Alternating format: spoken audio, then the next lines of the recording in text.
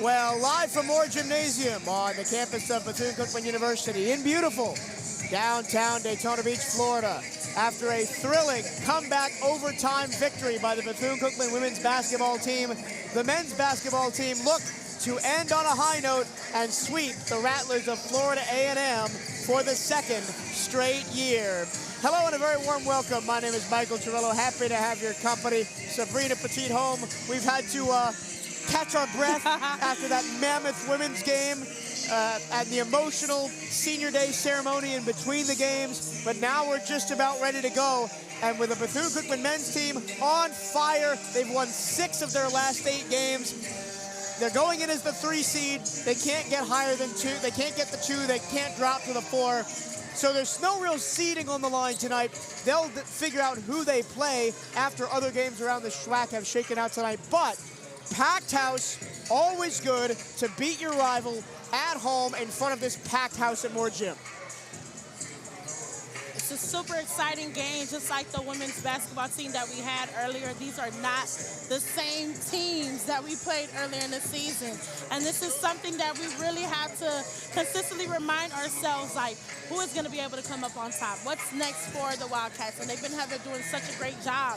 But even with not having as deep of a bench that we did have earlier in the season, we were still able to be number 3 seed in the SWAC playoffs. Well, I know what's coming next for us. It's our Southeast Toyota dealers. Keys to the game. Keys to the game, and the first one goes out to FAMU's men's basketball team, and that is to shoot 3-pointers. Simple. They are the best 3-point team in conference with a percentage of 35%. As for the BCU men's basketball team, how can we counteract their offense with our defense while being able to mesh Freeman into play? Yes, Freeman. After being out for 2 months. Before he was out, he was our lead scorer, averaging about 16.25 points per game. Then Trey Thomas took over. That was for your Southeast Toyota dealers. Keys to the game. At home or on the road, they're never the underdog. Toyota. Let's go places. Lease a new 2024 Toyota Tacoma SR5 for $389 a month for 36 months. Offer valid through February 3rd, 2025. Well-qualified lessees with approved credit through Southeast Toyota Finance. $36.88 due at signing. No security deposit with select equipment. $350 disposition fee. Excludes tax tag registration, title, and dealer fees. See dealer for details. The last thing you said on those keys to the game, Sabrina, made me think a little bit. Yeah. You said Trey Thomas took over, and boy, has he. Yes. He's had 14 straight double-digit games, 8 of those over 20, and 1 of them over 30. This is like the, I guess you could say the male version of Asian Day, because Asian Day is going on to being a double-double queen. Do we have a double-double king on the men's basketball team? And I think so. It's going to be a very exciting, intense game coming off these 30 seconds that we do have left. And it's going to be fast-paced, just like the women's team that it was going to be. It's going to be fast-paced, just like for the men's team. I expect nothing but running back and down on the court, points being shot up, driving in, and possibly a couple of dunks if they're feeling like that.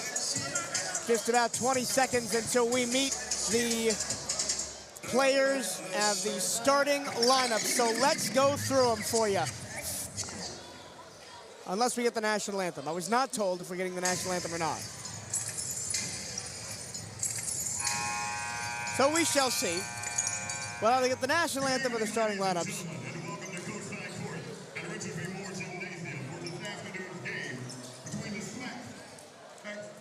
Rattlers of Florida A&M and your Bethune-Cookman Wildcats. It's time now to meet today's starting lineup. Nope, we're getting starting lineup. So let's go for Florida A&M. Their first starter, a junior forward, 6'4" from Plainsville, Ohio, Roderick Coffey III. Their second starter, a senior guard, 6'5" from Bessemer, Alabama, number 2, Jordan Chapman. Their star player, Milton Matthews, the leader in the SWAC in 3-point field goal percentage and 3-pointers made, is their third starter. Son of Shaq, Sakir O'Neal is their fourth starter at forward. And in the middle, it's Jadarius Eatman, the senior 6'10" from Birmingham, Alabama. He's their leading field goal percentage getter at over 66%. And for the Wildcats, they'll run out the exact same starting lineup that they have the last couple of games. Trey Thomas, I mentioned, on fire. Not only is he the leading scorer on this team at almost 20 points a game, but he's also hit the most free throws in the SWAC. So he gets to the line and he converts it. The second starter for the Wildcats is the assist king, Seneca Willoughby. He is on tap for a 100 assist season if he keeps going like he is. Then it's Jesus Carolero Martin, the Swiss Army knife, the do-it-all guy, the leader in the SWAC in blocks, the team leader in steals as well.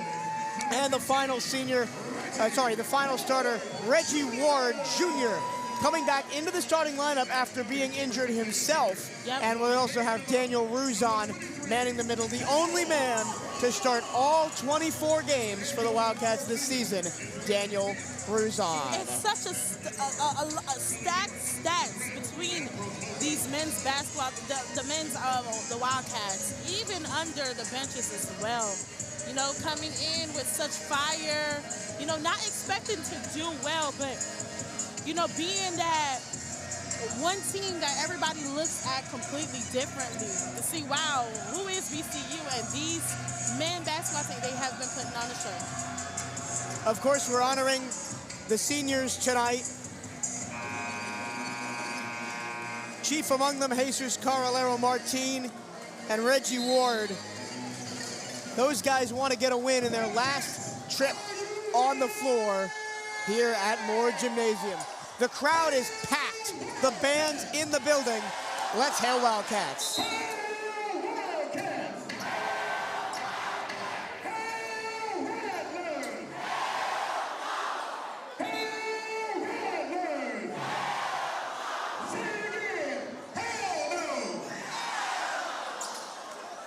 It's Wildcats and Rattlers. Bethune-Cookman in the all-white, gold trim down the sides, gold numbers with a maroon outline, Bethune in gold above the numbers in block letters. The Rattlers in the all-green with a orange and white stripe down the side, Rattlers in orange trimmed in white, and white numbers on the front and the back. We are ready for the final game at Moore Gym in the 2024-2025 season. Will the Cats sweep the Rattlers, or will Florida A&M, under their first-year head coach Patrick Carey, have their revenge? As our PA Larry said, it's showtime. Wildcats will attack right to left. Rattlers will attack left to right. Ruzon and Eatman jumping it up. The tip is won by Jesus Carolero Martin as he ran, sprinted for the loose ball, and batted it out of bounds off of Jordan Chatham. I like to think of Jesus as that type of player that has basketball smarts, like basketball fundamentals. Jesus has the ball. He dumps it down low. Reggie Ward, low block, right-hand side on the baseline. He tries to go by Chatham, and he steps on the baseline. First turnover for the Wildcats. All right.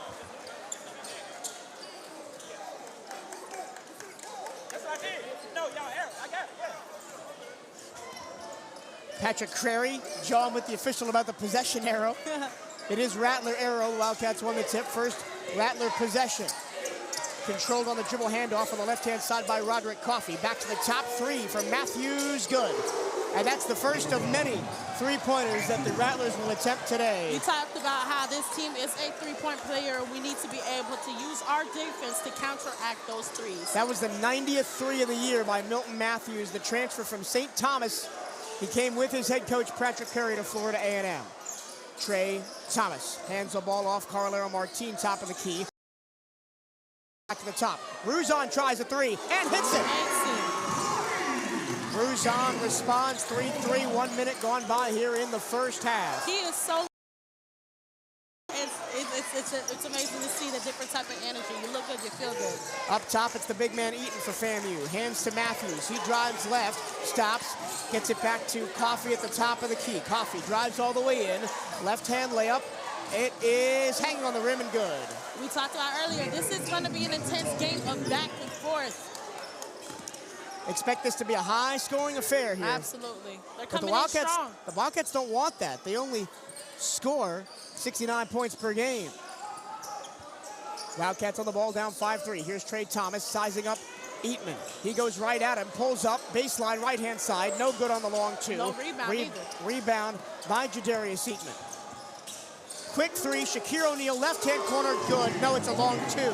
It's a long two, 7-3. But 3 shots, all from either beyond the arc or with a foot on the line for Florida A&M. A statement of intent early on here.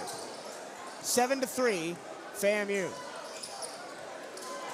Seneca Willoughby dishes to Reggie Ward, who tries to go around Chapman. Bounce pass under the basket to Ruzon, who's got the only Wildcat point so far. Ruzon backing down Eatman, gets into the paint, throws it cross-court pass to Thomas, 7 to shoot. Pass. Thomas driving baseline, reverse layup is good for Trey Thomas. And that's exactly what they're looking for. That was such a great visual from Ruzon using that baseline. Jordan Chapman, high left wing side, goes to Eatman, who's matched up down low. He hands it back to Matthews on the zoom action, and it goes back to the top for Roderick Coffey. Coffey guarded by Ward, down low, back to Eatman against Ruzon. Eatman puts a belly in the chest, and it's stolen away by Reggie Ward. Ward goes coast to coast, the crossover, the layup, no good but a foul. Grabs the foul. Now we talked, it's been an intense game, and you said it was going to be a high-scoring game. You can definitely feel both energies on both bench. Neither of these teams are really great keeping possession of the ball. The Wildcats a minus 2.5 turnover differential. Florida A&M minus 3. Right. But again, you saw the Wildcats really lock in on the women's game on those turnovers and turn those points off turnovers into a win.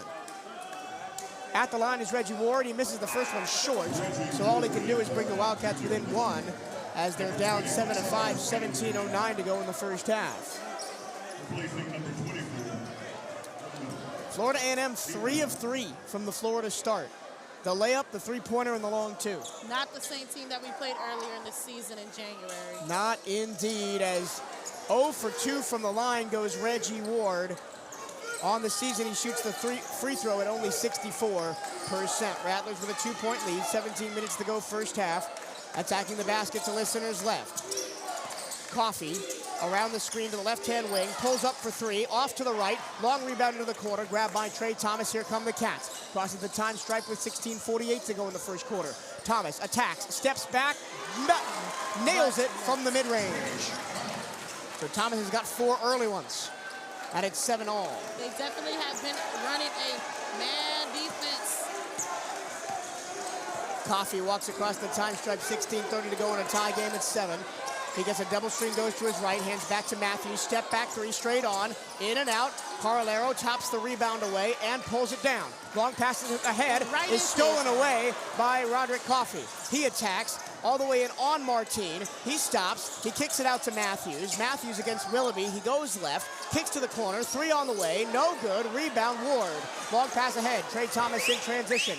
End-to-end stuff for the Wildcats. Thomas, the stop and go, the hesitation, and he gets his layup rejected from behind him by Jadarius Eatman as we go to the first media timeout. End-to-end stuff here, Sabrina, at 7-7. I'm lost for words right now. Both teams are playing with such high intensity and so much to prove. The energy is both, everybody's being so standoffish.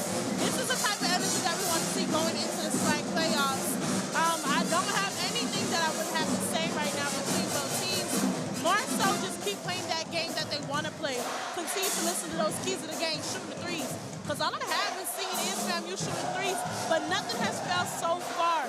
As for the Wildcats itself, we need to continue to drive in and be smart with it. They do have some height down there in the post. How are we going to be able to make sure that they're coming in and make sure they fall? Do you love Bethune-Cookman University sports? Of course you do. Then don't miss Hail Wildcats Radio, the podcast that takes you behind the scenes of all 15 Wildcat sports programs. Hosted by voice of the Wildcats Michael Turillo and featuring the expertise of sports information directors Bryce Hoynovsky and Brian Harvey. Hail Wildcats Radio delivers unparalleled coverage of your favorite teams. Tune in to 1380 WELE Daytona Beach every Saturday to catch the show live or listen anytime on your favorite podcast platform. Well, after starting 3 of 3 from the floor, Florida A&M has missed their last 3 shots, and the Wildcats have made 2 of their last 3 shots to tie the game at 7. 4 points by Trey Thomas and the 1-3 by Daniel Ruzon. But the statement of intent already from FAMU, Sabrina, with the 4 3-pointers. 1-4, wow. So the 4 3-pointers, the band is so loud we can't hear you. I said a statement of intent for FAMU, already Yes. 4 3-pointers. They're showing you why they are #1 in the SWAC for three-pointers. But VCU can counteract that, showing us how we're hired for defense. And a Wildcats team that has not been terrific defensively, at least not as good as they have been in previous years. They've gotten the job done late in games. Bounce pass inbound comes to Ruzan. Wildcats attacking the basket to listeners right. 15:55 to go. Corner pass in and out of the hands of Ward and stolen away by the Rattlers. Already the 3rd turnover for Bethune-Cookman in the first 5 minutes. Top of the key here is Jermaine Charles, the tall one, 6'11", out of Antigua and Barbuda. He hands off to Young. Young attacks, drives, layup, short, rebound Thomas. Sterling Young is the other offensive threat to watch out for Florida A&M. Scores 16.5 points a game. He's their leading scorer. But he missed that one, and the Wildcats back on the ball, tie game at 7. Willoughby, double screen, goes left to right. Pick and pop, rifled under the basket. Ruzan lost the handle and a 4th turnover for the Wildcats in the early going. Rattlers flowing in transition. Sterling Young all the way to the hoop. Layup is good with the right hand. Thomas, long inbounds pass, so the Wildcats continue to make this one a fast-paced game. Trey Thomas takes contact, kicks it out. Extra pass, Willoughby, corner 3, good! Send money! Send money! Hits the 3, VCU takes their first lead of the game at 10-9. Nice extra pass by Trey Thomas to know he was trapped under the basket and find the open man. Sometimes that's all we need is that extra pass that be able to work in our favor or the Wildcats' favor. Matthews picks up the dribble against Ward, goes down low to Charles under the basket, working on Ruzan. Kick out, Matthews, deep 3 from straight on, back iron no good, rebound is going to go to VCU, but a whistle and a stoppage of play. Went over the backboard, and it's going to be VCU ball on the baseline. Khalil Kamar checks in for the first time, replacing Reggie Ward. If you're just joining us and missed our keys to the game, for the first time in 2 months, Breon Freeman is available, but he has not started. He is available to come off the bench should the Wildcats need Breon. He was averaging 16-25 before he went down in early January. Seneca Willoughby hands to Trey Thomas. He's alone at the top of the key, guarded by Sterling Young. Down low it goes. Martine attacks the rim, kicks it back out, and turns it over. Sterling Young takes the basketball, and then he turns it right over to Kamara, and then Kamara turns it over to Matthews, who takes a 3 and misses it, and there for the rebound is Trey Thomas. What was that sequence? This is intense. I haven't said one word in the last minute or half or so. It's just I'm trying to figure out what exactly is going on. Wildcats not punished for that turnover. Still lead 10-9, 13:49 to go first half. They got the ball. Thomas around a screen to the right-hand corner and back to the top for Martine. Carretto back to Willoughby. Flowing down low to Ruzan. He attacks Jermaine Charles, goes up and under. Layup is off the rim. Offensive rebound by Ruzan. He puts it back up. No good. Rebound by O'Neal. FAMU takes the ball, still down 10-9. Both teams have gone a little bit cold after the media timeout. Driving his coffee. He got his shot rejected by Daniel Ruzan, who tracked him all the way. And I think this is what Ruzan needed to get his mind back into that space that he needed to be. He sent that one to the parking lot as David Onanina comes in to replace Ruzan. Onanina, tallest player the Wildcats have available at 6'8", the sophomore from Cameroon. He'll play the 5. It'll be a baseline in for the Rattlers after the block shot as Jadarius Eatman, the 6'10" senior forward, comes back in for Florida A&M. He's their leader in blocks with 22 on the season. Inbound trigger on the baseline by Milton Matthews up to Eatman. He almost got stripped to the ball. Sterling Young has to retreat back to the time stripe to get it. He's looking at Kamar. He goes right, takes a 3 off the screen, and it rattles out. Rebound, Trey Thomas. Times like this I miss when Gianni Hunt was here. He would have been Thomas attacks. Lost the ball, but he got fouled as he was driving to the lane. No fear from Trey Thomas tonight. He is driving. And that's exactly what they need to be doing to attack that court. But like I said earlier, just like Asian and Nicholson, is Trey Thomas on double-double watch? He's got 4 points, 4 rebounds already. I think that's what he's going for. But yeah, like we said earlier about Gianni Hine, he would have been able to play a mean monster right now. Baseline in, got to get it in. Martin makes a high point catch at the top of the key, hands off on a ball screen, then gets it back. Martin fakes the three, now steps back and takes the three. It's short, rebound, Kamara, blocked off the window by Milton Matthews. This is going to be such Young, a great coast to game. coast, layup good. And for the first time in 2 minutes and 6 seconds, somebody scores. And it's 11-10, FAMU. This has been such a high-intensity game. Wildcats with multiple opportunities on that one. The three ball and then the putback that got blocked for the Wildcats, but nothing doing. Thomas attacks off a screen. Pull up, mid-range jumper, no. Rebound batted straight to Eatman. Rattlers take the ball. Here's Milton Matthews at the top of the key, guarded by Martin. He goes right, past Martin, into the lane, layup, off the rim, no good. Rebound Seneca. Willoughby crossed the time stripe, 12 minutes to go first half. In the corner, Cleo Kamara spots up for three. Off the rebound, no good. Off the rim, no good. High pointing the rebound is Milton Matthews. You would think the way that they're playing right now that FAMU would be out-rebounding us. But BCU is, in fact, out-rebounding FAMU by 4 points of 10-6. But the Wildcats have not been able to hit their shots. Just 4 field goals for the Cats in the first half. They're down 11-10 with 11:40 to go, and the Rattlers have the ball. Matthews, way out high, guarded by Martin. He goes left against Martin all the way in. Lost the ball, and Martin takes the steal. Willoughby. In a first half where neither team has felt like scoring the ball, the Wildcats are scoreless the last 2:56, and FAMU's one of their last 6 from the floor. Slow the game down, find their paces, and run the plays. That's Willoughby drives, steps back, mid-ranger, no good. Boxing out for the rebound is Eatman. It goes to the corner. It's out of bounds. It is FAMU ball. Last touch by Onanina. We're going to go to the second media timeout. I think the Wildcats desperately need it because they are lost offensively right now and are lucky to be down by just 1, Sabrina. I have nothing to say. I just most likely, honestly, that at the end of the day, regardless of if we're not being able to run plays, FAMU is going to find that arch and shoot from there as well. Rayon Freeman, who just checked in, hopefully this will probably be the answer that we're looking for with FAMU's offense. March is here. That means it's time for the best SWAC hoops action of the season. Catch every second of the madness as Bethune-Cookman men's and women's basketball each look to make their run in the NCAA tournament. It all starts this week in Atlanta, Georgia. Get your tickets to come catch the Cats in action at the 2025 Southwestern Athletic Conference Tournament at SWAC.org. It'll be at the Gateway Center Arena in Atlanta, Georgia. Can't make it there? Listen to every play live for free right here at youtube.com/CatEye Network, or you can listen on the radio at 1380 WELE. And now we know the times for the first round games because the women's game is finished. The women will play bright and early, 11 a.m. Tuesday morning, excuse me, as the 7 seed against Mississippi Valley State, the 10 seed. The men will be the 3 seed. They don't know who they'll play until all the shuffling shakes out tonight, but they will play in a late game, 6:30 p.m. on Thursday in the quarterfinals because they get the first round bye. Okay. This will give them enough time to prepare what different plays they want to play, get into that game mode that they're looking for.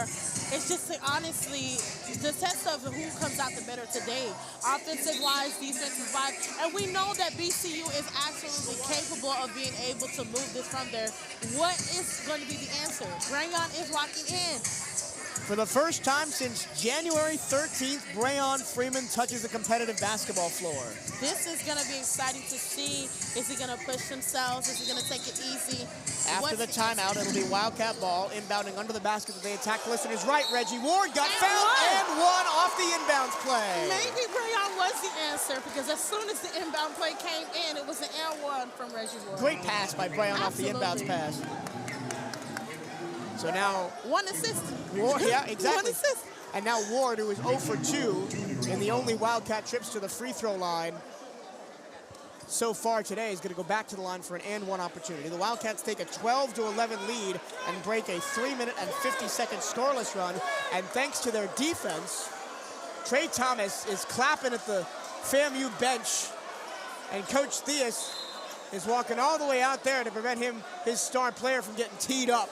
And now both coaches are going to get a talking to here. This is I mean, you know Trey Thomas's energy, which is very combative. It's me against you. He feeds off that. Breon Freeman is kind of the same guy. So putting them both on the floor together. This is going to be tough. Yeah, this is going to be a very... You got to control your emotions if you're those two tonight. And I honestly feel like Breon is the type of player to really calm Trey down. But Reggie Ward made the free throw, but it was a lane violation, so it didn't count. We've seen a little bit of everything in the first 10 minutes here. Just like how the women's game had passed by. 12-11 BCU. 10:59 to go first half. Rattlers on the ball, going right to left. Young, dribble handoff. Matthews top of the key, guarded by Kamara. Matthews, step back, long two. Kamara got a piece of it, but also got a piece of Milton's arm, and he will go to the line for 2 free throws. It'll be the first trip to the charity stripe for Florida A&M in the ballgame. Milton Matthews, 78% free throw shooter. Matthews from District Heights, Maryland, so he may very well have grown up playing against Trey Thomas and Seneca Willoughby and Breon Freeman. They're all from that area. From the same area, yeah. And I think that's what makes this team, you know, the reason why they got the seat, because of their chemistry that they have between each other. First free throw is good, and it's 12-12. Matthews started at another HBCU his freshman year in North Carolina A&T.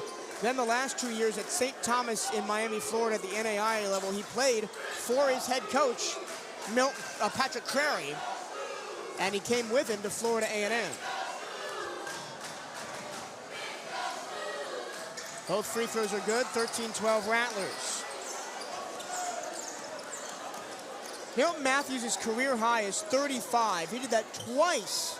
Sorry, career high 45 and scored 35 twice in one season while playing for the St. Thomas Bobcats 2 years ago. Trey Thomas, top of the key, picks up his dribble, finds Kamara on the left wing. He dribbles to the corner, thought about a step back three, shovels it down to Onanina in the low block, 8 to shoot. Onanina kicks it out, Ward in the corner, all the way back up. Breon with 4 to shoot. Breon 3-2, leans in, draws the contact, long three, no good and no foul. Defensive rebound Rattlers, nothing really doing on that possession for the Wildcats. A difference that I've seen both teams playing. FAMU is playing with such poise, level-headedness, and this is something that we need to see from the BCU Wildcats. And 2 of our best starting guys are being checked. Sterling Young, step back three, too strong, rebound. Fought for and won offensively by Coffey, knocked it out of Breon's hands, and immediately Coach Theus sends Martin and Ruzon back to the line. Drive, Matthews acrobatically finishes off the glass. 15-12 Rattlers, 9:45 to go in the first half. Breon out with a hand injury, playing with that right wrist, very heavily taped. He controls the ball, goes to the right-hand corner, now drives into the free throw line, kicks the ball out to Thomas, left-hand corner. Thomas pulls up, misses the three, rebound Rattlers after a long rebound. Coffey in transition, running all the way, layup is good. And it's 17-12 on a big, quick scoring burst by FAMU out of the last media timeout. 6-0 run for FAMU right now over the last 2 minutes. Breon Freeman spins against his opposite number, drives all the way in, hook shot, good, plus the foul, and he pumps his chest, and he'll go to the line. Breon Freeman, has the magic been unlocked for Breon? Exactly, and we're going to see Martin, Ruzon, and Willoughby all come back in and try and settle things down for the Wildcats on the defensive side. As Breon Freeman, who was averaging 16.25 points before he went down in January, a season-high 26 against North Dakota at the Cancun Challenge in that win. Slowly making a name for himself again, being back for the first time. Got the free throw, and it's 17-15, 2-point game, 9 minutes to go in a low-scoring first half. Florida A&M back shooting over 40% for the floor, 7 of 17. The Wildcats 35%, 6 of 17. Only 1 3 for Florida A&M so far. I think that's that defense that we were looking for from BCU to counteracting that. And Breon seems to be meshing really well. Coffey on the low block to Charles. He's guarded by Ruzon, trying to back him down. He picks up his dribble, goes to underneath at the dunker spot. Jordan Chapman lays it in unopposed. Off the backdoor cut, 19-15 Rattlers. You can see how much slower this Wildcats team plays with Freeman in the game. Because he slows the game down. He'll cross over, kick to the corner. Kamar, catch and shoot three. Bullseye! That's exactly what the type of leadership that was missing when Brayon was gone. He was able to slow the game down, run the plays, and be able to have efficient shots. FAMU with the lead in the ball, 19-18, 8 minutes to go in the first half. Right-hand side on the wing, here's Chapman. Down low, it goes to O'Neal. Off a ball screen, here's Young in the corner. Against Martine. Martine gets the block. Right into the hands of Ruzon. His league-leading 54th block of the season for Martine. Brayon attacks the other way, finds Martine underneath the basket. He got ripped down by Shakir O'Neal, and he'll go to the line. And that was an easy two if he hadn't gotten clobbered by Shakir O'Neal, and that'll take us to the under 8 media timeouts. And you know this team's been banged up. I mean, even Jesus Carolero-Martin, who's been the best player for the Wildcats for most of the season, has been battling a hamstring injury, has played through it, sat most of the Jackson State game that the Wildcats lost 2 weeks ago, and that was their last loss. Sabrina, they've won 4 in a row since then. Yeah, absolutely. This team is a very accident-prone team, so any injuries could be the last of them. We want to make sure that we're staying away from that. But, and again, we want to be able to think that they're continuing to, you know, draw those fouls and going after those shots that we need in North. Spring football is nearly here. Don't miss your chance to get a first look edition of Bethune-Cookman football at our annual spring game. Admission is free at Daytona Stadium Saturday, April 12th, with the game starting at 1 p.m. Sabrina, it's always football season. It's always football season. It doesn't matter if it's winter, fall, it's always football season. Wow. And I think the spring game is definitely going to be a fun one to be in. It's my time of year, though. That's baseball season. Yes. Come catch the Diamond Cats Tuesday, March 11th at 6 p.m. as they welcome the Jacksonville Dolphins to Jackie Robinson Ballpark. Admission is free. Come catch all the action less than a mile from campus, or catch all the action on the CatEye Network. So, Brayon's come in. He's played about 3 minutes. First impressions. First impressions, what can you expect less of Brayon Freeman? You know, yes, it was a little bit shaky of him coming off of a wrist injury, you know, playing with the basketball, but he seems to, you know, want to show us that you can trust us with the ball. The first couple plays, you know, he was taking it a bit easy. Then towards the next couple of plays, you see him speeding down the court, driving in, playing the game that Brayon Freeman usually plays whenever he's in the game. And that's what we're looking for. Out of the timeout, it'll be Jesus Carolero-Martin at the free throw line, after he got fouled by Shakir O'Neal right before the media timeout. First free throw is good. Martin on the season is 74% free throw shooter. He's been around. We honored him pregame as one of the seniors on this team, Martin. Yep. 4 years at Campbell, 1 year at Missouri, and now finishing it off here at Bethune-Cookman. They're originally from Spain, and the great thing about European players is they've been in that crucible of competition since they were, you know, 5, 6 years old, if they make their way up through the club system over there. Especially, and those are the type of players that you get, the level-headed players. If you want to talk NBA, you see Luka, you see Jokic. Those are the type of players that play with such level-headed and ease that, you know, because of how they come up with those. Wow, Rattlers turned the ball over. They were looking for Charles off the pick and roll on the pass from Matthews, went out of bounds. Wildcats take the possession back up 20-19 after Martin hit both free throws. Seneca Willoughby slows things down with 7:15 to go first half. Wildcats by 1, 20-19. And the all-white attacking the basket to listeners right. In the corner, Freeman, catch and shoot for 3. Just a little bit too strong. Charles the rebound as he out-jumped Martin. Quickly ahead, here comes Sterling Young. Guarded by Willoughby on the right-hand corner. Throws it back to the top, Milton Matthews, and across for Coffey right in front of our broadcast position here at the scorer's table. Coffey all the way in against Martin, picks up the dribble at the free throw line, back out to Matthews, try to create space against Kamara, 10 to shoot. Matthews, Kamara reaches in, Matthews goes left, gets around him, and he got fouled by Ruzon as he went up. Ruzon thought he was straight up and down, the referees didn't see it that way. And that'll be the first foul on Daniel Ruzon. This has been a pretty clean game. It has been lately, but now I just want to see, was that card necessary? Let's see what's going on. Only the second foul on Bethune-Cookman in the entirety of the game. Oh, Family's already up 5. And Matthews will go to the line for the second time. He hit 2 of 2, his first trip to the line. Coach Fias, right in front of us, is not happy with that foul call. He thought Ruzon was straight up in a good defensive position. Matthews to break a 5-0 Bethune-Cookman run and tie it up. He makes the free throw. And it's 20 all, 6:41 to go in the first half. Just like the women's game, Sabrina, I expect this one to be close right till the end. Yep. I don't want to say the O word too early, but, you know, it's already almost 6 minutes till first half. And Matthews 2 of 2 at the line, gives the Rattlers the lead back, 21-20. Low-scoring game here. 6:40 to go first half. we thought that earlier in the game that we were going to see a lot of three-pointers being made from FAMU, and, you know, because of their defense that VCU has been doing, we've been able to stop that. Weave action across the top of the key in the corner. Kamar catch and shoot three off the front of the rim, no good. Skying for the rebound is Roderick Coffey as FAMU is tied up the rebounding battle. In the corner, transition three for Chapman, good. Second three of the game hit by FAMU. They go up by 4, 24-20. And that's the danger with a team that loves to shoot a lot of threes. Yep. They can turn a small lead into a big lead real quick. Freeman out of horns. Ooh. Spins, gives to Willoughby, back to Freeman, right-hand corner, three on the way, short. And the Wildcats can't try and trade threes. They got to continue to run their offense here. Matthews wide open for three off a cycle, straight on, missed it left. Rebound is tapped all the way back out and out of bounds. It'll go to the Wildcats. Last touch by Matthews.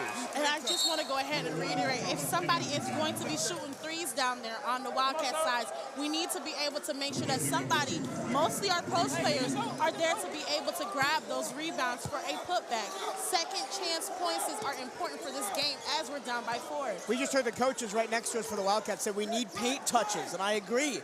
A couple of possessions now with the Wildcats never put the ball inside the three-point line. Kamar in the corner. Now attacking the paint is Martin. He got fouled. Now Shakir O'Neal thought he was straight up. And if you're going to call it on Ruzon on one end, you got to call it on the other end. Yes. That's already O'Neal's third personal foul. You got to be careful. There's still a whole another half left, and he racks up 4. We won't be seeing him till the end of the second half.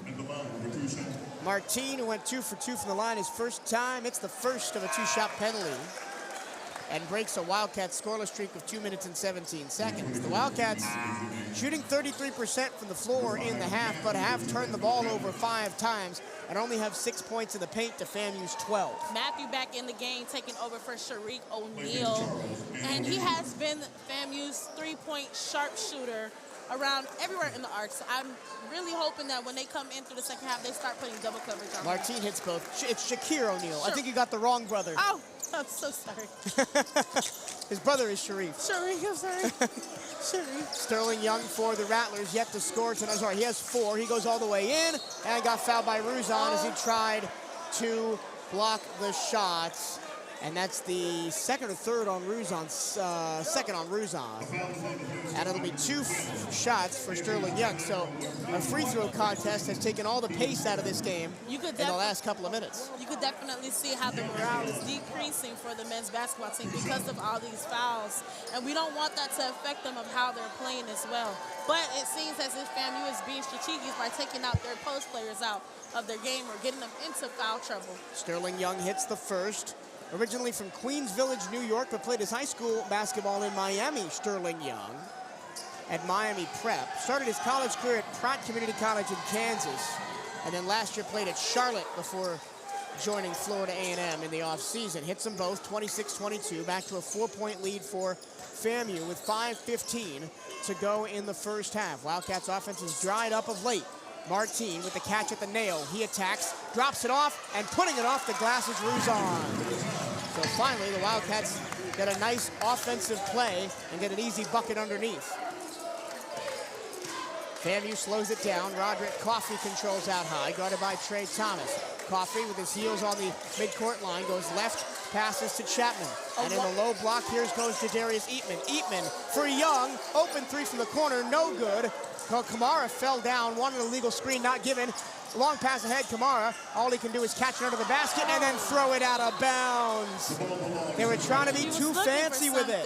You know, that finesse. He was looking for the trailing Ruzon, just missed him completely. The Wildcats playing way too fast on the offensive end. Slow it down. We're playing their game, and that's something that FAMU on both teams, men and women, they want us to play their fast game to get in our heads. But you have to be able to slow the game down to run them plays efficiently.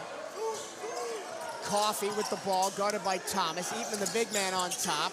Picks up his dribble, handoff Young. He goes left, now right, drives the lane. Back to Eatman underneath. He's double teamed, but he lays it up and in after getting Ruzon in the air. 28-24 Rattlers. They've just been keeping us at arm's length. The Wildcats are just one of their last 4 from the floor here as they're trying to break that streak here on the offensive side. Seneca Willoughby down low, Martine on the low block. Wide open. To the cutting Kamara, he got fouled. It was a clean block by Eatman, but I think Coffey got him on the leg. No, Matthews got him on the leg, so we're gonna go to immediate timeout. The Wildcats hanging on in there. They are down by 4 with free throws coming. This is the Bethune-Cookman University men's basketball on the CatEye Network. It's softball season at Sunnyland Park. Come catch Bethune-Cookman softball this Wednesday, March 12th at 3 p.m. as we welcome Bryant to Daytona Beach. Admission is free.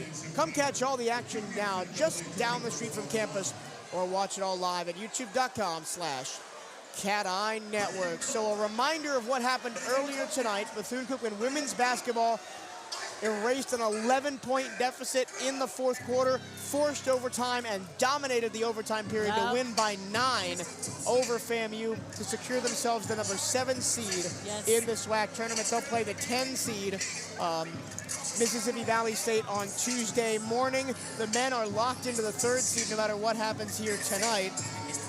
They will play either Alcorn, Texas Southern, Florida A&M again, or Alabama State, depending on how results shake out elsewhere. This is something that we did talk about. You know, the men's team are basically as similar as the women's team. They tend to start hot, then go to ice cold, and back to hot again. And we want to be able to make sure that they're continually consistent in how they're playing to not let the other team have that extra advantage that they have. 28-24, Rattlers with the lead with 3:51 to go in a low-scoring first half. But the Wildcats will be at the free throw line when we start play again.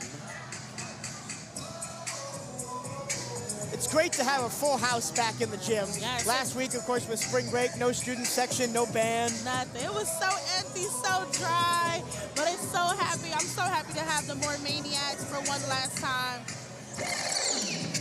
For the last time in 2024-25, Khalil Kamara flips the first one up, and it's short. Kamara from the free throw line is actually the best the Wildcats have at 80%, but he misses his first free throw attempt of the game right there. The Wildcats just 5 of 9 from the charity stripe. Now 5 of 10 as it rattles out. Half, 50%. And Florida A&M is still perfect at 6 of 6. That's the difference in the game right now. Yep. Coffee off a ball screen into the corner. Milton Matthews pulls up, good.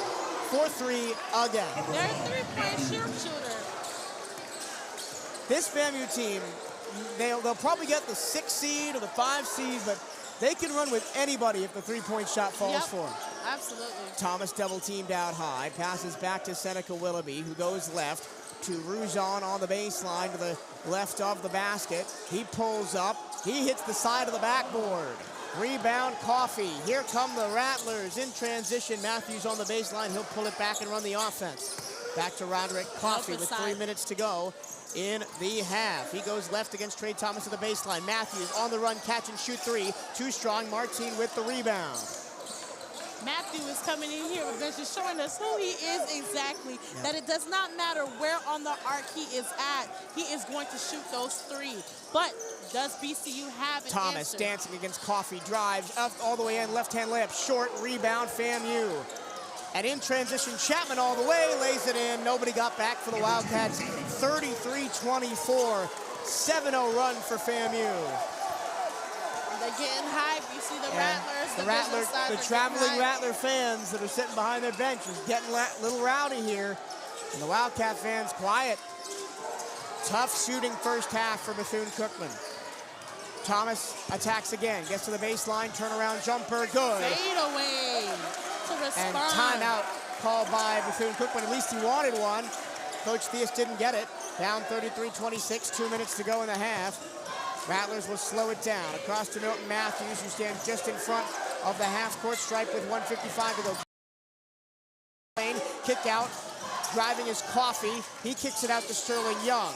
Young dances, drives, left-hand layup, no good. Rebound, Ruzon. And I think I'm starting to figure out FAMU's play on how they're having a tradition. It's like a never-ending spin. Willoughby kicked out. Thomas, deep three, left-hand wing, off the mark. And again, another rebound that was not even close to being Wildcat ball. Nobody jumped for it. FAMU out rebounding us 18-16 right now, but it feels like a lot more than that. Yeah, especially how fast the pace of the game has been going before. I figured it. Number 33, Onanina comes in for the Wildcats. He'll replace Ruzon for the last 1:30. Wildcats in danger of being held to one of their lowest first half point totals of the year, down 33-26 with 1.5 to go, and FAMU's got the ball with Sterling Young. To Jermaine Charles, the 6'11" man. Back to Young, right wing, drives right baseline, gets under the basket, guarded by Kamar. Reverse layup, it hangs on the rim and drops in. 35-26, the lead back to 9. Wildcats can't get a stop, and they can't get anything on the offensive glass. Just 9 of 26 in the first half offensively for the Wildcats. Both teams are locked in on what they wanted. And, you know, we're going back to what they talked about. Right-hand wing, backs up, faces his opposite number, Roderick Coffey, across to Martine. He takes a three, way too strong. Another possession where the ball never went inside the three-point line. 43 seconds to go in the first half. A chance for a real big swing of momentum here for FAMU as they call a timeout with 40 seconds to go. And this is something that we had talked about earlier, that momentum. You know, and it's not really the Wildcats' fault either, because they are doing so well on defense that they are pushing us to make these three-pointer shots that we know might not possibly be able to drop. But, I mean, stay in your offense, right? Yeah, Get paint touches, throw the ball down low, try and drive and kick. Yeah. The Wildcats are doing nothing but high ball screen and shoot. And maybe if they work hard enough, around 44 seconds left in this game, when they come back from halftime, they'll be at a level-headed to see how they're playing and what changes and adjustments they need to be able to make. Well, I don't want to be a fly on the wall in the VCU locker room at halftime, because I'm sure Coach Theus is going to have some stern words for his Wildcats. They're down 9, 35-26, with 40 seconds to go in the first half, and FAMU has the ball. Absolutely. The Wildcats just 9 of 27 from the floor, 3 of 12 from 3, and 50% from the free throw line, 5 of 10, whereas Florida A&M is 46% from the floor and perfect from the free throw line. Coffey to inbound right in front of the Wildcat bench, to our left. 24 on the shot clock, 40 on the game clock, 9-point lead at the end of the first half for FAMU. Down low it goes to Jermaine Charles. He's working on Onanina. Back out Matthews against Martine. He gets doubled, pick and roll, layup, Charles good. The lead is as big as it's been all night, 11 points. 37-26, timeout Wildcats. Oh boy. This is as shaky as I've seen the Wildcats team in the last couple of months. Absolutely, and this is definitely going to be the test of how we're going into the SWAC playoffs. What exactly are we going to, what adjustments are being made? You know, that's what I'm trying to see. I think, I don't even know what coach is over here telling the team. You know, usually I would have like an instance of, if it were me, what would I do? And at this point, I don't know. The key stat for me, Florida A&M, 20 of their 37 points in the paint. Yes. The Wildcats just 8 points in the paint. And on most of their possessions, the ball isn't even getting inside the three-point line. Yeah. So how are we going to be able to force our way into the paint with such height that FAMU has, the weight that they carry in the paint? They're forcing us to take threes, or maybe even some mid-ranges, you know? pull up to the free throw line, shoot some mid-ranges, or if pump fake, drop it down to the pass on the down low, that'll be able to work too. 11-2 run for FAMU over the last 4:38. The Wildcats just one of their last 10 from the floor. Down by 11, 1 second difference shot clock to game clock. Martine runs the offense, heels on the BCU logo at midcourt. He goes left, dribble handoff to Kamara. Now Willoughby takes it, going to his left, back to Trey Thomas, 8 to shoot. Thomas gets a screen, way out high, 3 to shoot. To Kamara, steps past the defender, takes a 3, misses everything, and it's a shot clock violation. And this is what we were talking about, shooting those threes that are possibly not going to be able to fall. That would have been a pump fake drive into the court, into the paint, and lay it up. That could have been easily done as well, too. The Wildcats shoot 32% from the floor in the first half, 50% from the free throw line. They don't score in the last 2 minutes and 10 seconds and give up a FAMU 11-2 run. The Wildcats only got 1 bucket in the last 5 minutes. Lots of changes need to happen in the second half. Yeah, I absolutely hope that they're coming in with a level mind, a different perspective, and some adjustments to being able to come back from an 11-point lead. Almost 11-point lead between the FAMU versus BCU. The Wildcats offense ice cold. FAMU not really at the races either. It could be a lot worse, to be perfectly honest. They only hit 3 threes in that first half. But then again, that's exactly what we were talking about. Those three-pointers are what's going to be able to, we thought that was going to be able for the Wildcats to prevail, but they're not shooting as much as we thought they were going to be shooting. We're going to take about a 10-minute break, and when we come back, we'll take you around the SWAC, take a look at the basketball scores on the last day of SWAC regular season competition as we gear up for the playoffs, and also take a look at the first half stats here in this game. It's not pretty for the Wildcats. They trail 37-26 at the break here on the CatEye Network.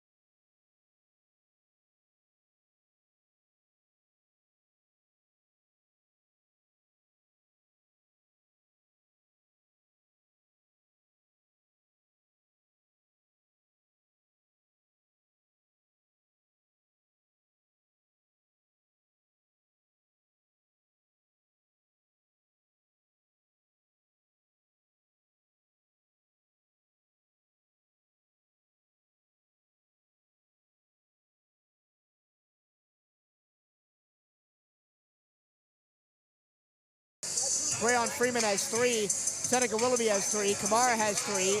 Martinez. Team stats look like this. Rebounds 20-17 in favor of Florida A&M. 4-2 on the offensive glass for Bethune. 9 assists for FAMU, 5 for the Wildcats. Wildcats have turned the ball over 6 times. Visitors from Tallahassee. Here's the key stat for me. Points in the paint, 20-8 in favor of Florida A&M. Second chance points are just 2 apiece. The Wildcats shot 32% from the floor in the first half, 9 of 28, and 23% from 3 of 13, 5 of 10 from the free throw line. And Florida A&M, 14 of 29, 48% from the floor, up near 50%. Only 3 threes, but 6 of 6 from the free throw line. They haven't really needed the 3 because the Wildcats have been so cold offensively. Let's go around this track. We have one final score, and it's from Mississippi Valley. Well, Valley men almost had them. Almost replicated what the women did, but they fall to Jackson State 66-62. The fact that it was that close. I know, crazy. The fact that it was that close is just mind-blowing to me. Because and they had the lead in the last 5 minutes. Exactly. Elsewhere, it's Grambling State and Alcorn State. 2 teams the Wildcats could potentially face in the first round. Yep. Tied at 21 coming to the end of the first half. Texas Southern against Prairie View. The Wildcats could conceivably face Texas Southern, but it is not likely. They will not play Prairie View, as the Panthers will play in the play-in round. I can't get that one to load. We might swing back. Boy, Southern has already claimed the regular season crown, #1 team, and is steamrolling Southern, Alabama A&M 38-13. In the first half? In the first half. Oh, my goodness. And then Alcorn State is up 31-27 coming to the end of the half over Arkansas Pine Bluff. Let's quickly run through the scenarios. If Florida A&M wins and Alcorn wins, which is the scenario that is happening right now, we would play Florida A&M with a Texas Southern win and an Alabama State win. If a Texas Southern loses and Alabama State wins, we play Texas Southern. If any other scenario, we play FAMU. So right now, it's looking like we're going to play FAMU again in the first round of the SWAC tournament. And after the performance we put up in the first half, I'm not looking forward to that. No, not at all. And I'm just hoping that we can continue to really get down to the nitty-gritty of what we need to adjust and how to fix it so we can go ahead and do what is needed to be done. The Wildcats are locked into the 3 seed next week and will play the late game at 6:30 p.m. Eastern on Thursday in the quarterfinal, the last of the quarterfinals, up in Atlanta at the Gateway Center Arena. Sabrina, you and I will be up there bringing all the action to the Wildcat fans of the CatEye Network at 1380 WELE. We appreciate your company sticking with us through this audio-only broadcast. The SWAC Digital Network has the video rights tonight here at Moore Gym. 30 seconds until we start the second half, Sabrina. Give me one thing on offense and one thing on defense that the Wildcats need to do to come back in the second half. Continue to do what they're doing on defense because, you know, we're pushing. They're not shooting as much threes as we thought they were doing. So as long as we continue to keep pushing them out to force them to, you know, knock them off the swivel a little bit about their threes, then we're on a good space. Offensive-wise, I would love for us to see us drive in more and kick it off to the right if it's not there. Just take advantage of the paint. You talked about earlier that they have 20 points in the paint over us, and we have 8, which is not really something more likely as us that we're seeing with the men's basketball team. So I'm hoping to see a little bit more paint work today. This is something that we're looking for. And when they've gone on their big win streaks to the middle of conference play, they've dominated in the paint. They've dominated on the glass with Ruzon and Onanina. Those guys have not really been there so far tonight. Especially with last season. Florida A&M starts with the ball, attacking the basket to listeners right, wearing the all-green trimmed in white and orange. Up on top, here's Jadarius Eatman, the center. Matthews, screen and 3, right-hand wing, in and out, but he gets the ball right back as it caroms right back to him. And this is why rebounding is important. Coffee into the paint on the right-hand side, kicks it back. Matthews back to Coffee on the right wing. He drives all the way in. Back to Matthews, playing a 2-man game. 3 on the way from the corner, no good. Rebound Willoughby. Slow the game down. Take the time to be able to see what exactly are we looking for. Kamar flips it back up to Willoughby. They'll reset. 20 on the shot clock here for the Wildcats, attacking to the basket. The listeners right, down low, turned over. They did a lot of that in the first half too. 7th turnover of the game for the Wildcats. Coffee attacks in transition against Kamara all the way into the paint. Lost the ball, out of bounds. It'll stay with the Rattlers off of Kamara's leg. Again, risky passes. They went into the paint, but they were looking for the backdoor cut, which is a low percentage pass. FAMU is a fast team. That's also something that we do have to realize as too. Their speed is, I won't say the fastest, but they're definitely a bit faster than us. Coffee off the inbound, 13 to shoot. Shakir O'Neal playing with 3 fouls, drives all the way in, goes for the hook shot, got it off the glass. This is not the same team we played earlier in the season. This is a team that at one point won 10 out of 11 games in the middle of the season, with the hottest teams in the SWAC and one of the hottest mid-majors in the country. And they're showing us why right now. 39-26 Florida A&M. Wildcats have had no answers on either side of the ball the last maybe 10 minutes of action. They're pushing us Trey out Thomas to that 3. Fakes the 3, behind the back dribble against Coffee, goes in, gets fouled. And you can hear Patrick Carey going, no. They called Jordan Chapman for the foul. It'll be his first. Patrick Curry still barking at the officials. Wildcats get it in. Thomas under the basket. Fade away, off the glass, good for the baseline. The Wildcats are on the board in half number 2. Still down by about 11 points. We're going to need to get stops and scores, and we haven't really gotten either of those in a long time. Fundamental plays need to be being played right now. Rattlers up 11 with the ball, 39-28, 18 minutes to go in the game. Coffee goes right, kicks to the corner, 3 all the way from O'Neal, 2 strong, rebound Ruzon. Willoughby pushes it the pace, ahead to Martine, then gets it back. Now the Wildcats slow it down. Clock running under 18 minutes to go. Wildcats down 11. Is there a fight back from this team in the second half? I think there is. Thomas, step back, 3 straight on, in and out. Still need to be able to be down there for the rebound, regardless if that 3 is going up or not. Matthews for FAMU, left alone top of the key, hands to Chapman. Chapman with his left hand attacks, hands to Coffee off a dribble handoff. Coffee round a screen to his left, drives to the baseline, stops against Martine, flings it left, tipped out of bounds by Willoughby. It'll still be FAMU ball with 7 seconds to shoot. This is what we were talking about, of making sure to keep them out the paint. You know, they already are bodying us. 20 points in the paint already for the first half. Let's keep them out the paint, push them out to the 3-point line where our defense is great. Watch those baselines and those corners as well, too.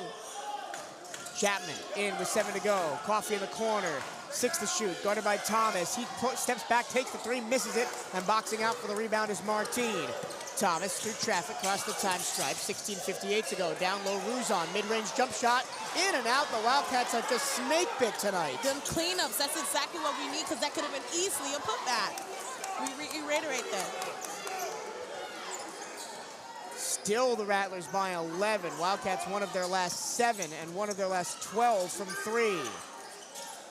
Chapman up on top, hand guarded by Willoughby. He goes right, spins in the lane, picks up his dribble, hands to a cutting Matthews who floats it in. They're pushing themselves, literally forcing themselves back into the paint, and we need to be able to respond in the same exact way.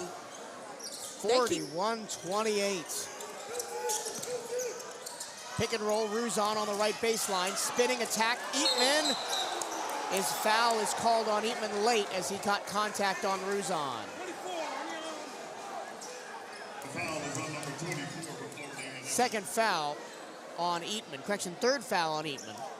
So O'Neal's got 3, Eatman's got 2. Nobody got more than 1 for BCU in that first half.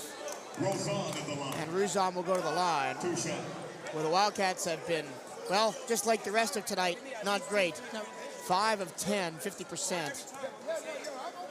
Not like those 5 points would have the Wildcats in a better position, but it'd be better than 41-29 as the first one is good by Ruzon. Jameen Charles comes in And Matthews comes back in, replacing Shakir O'Neal. This has to, I might have to bring in the keys to the game from the women's game. Correction, Shakir O'Neal comes back in.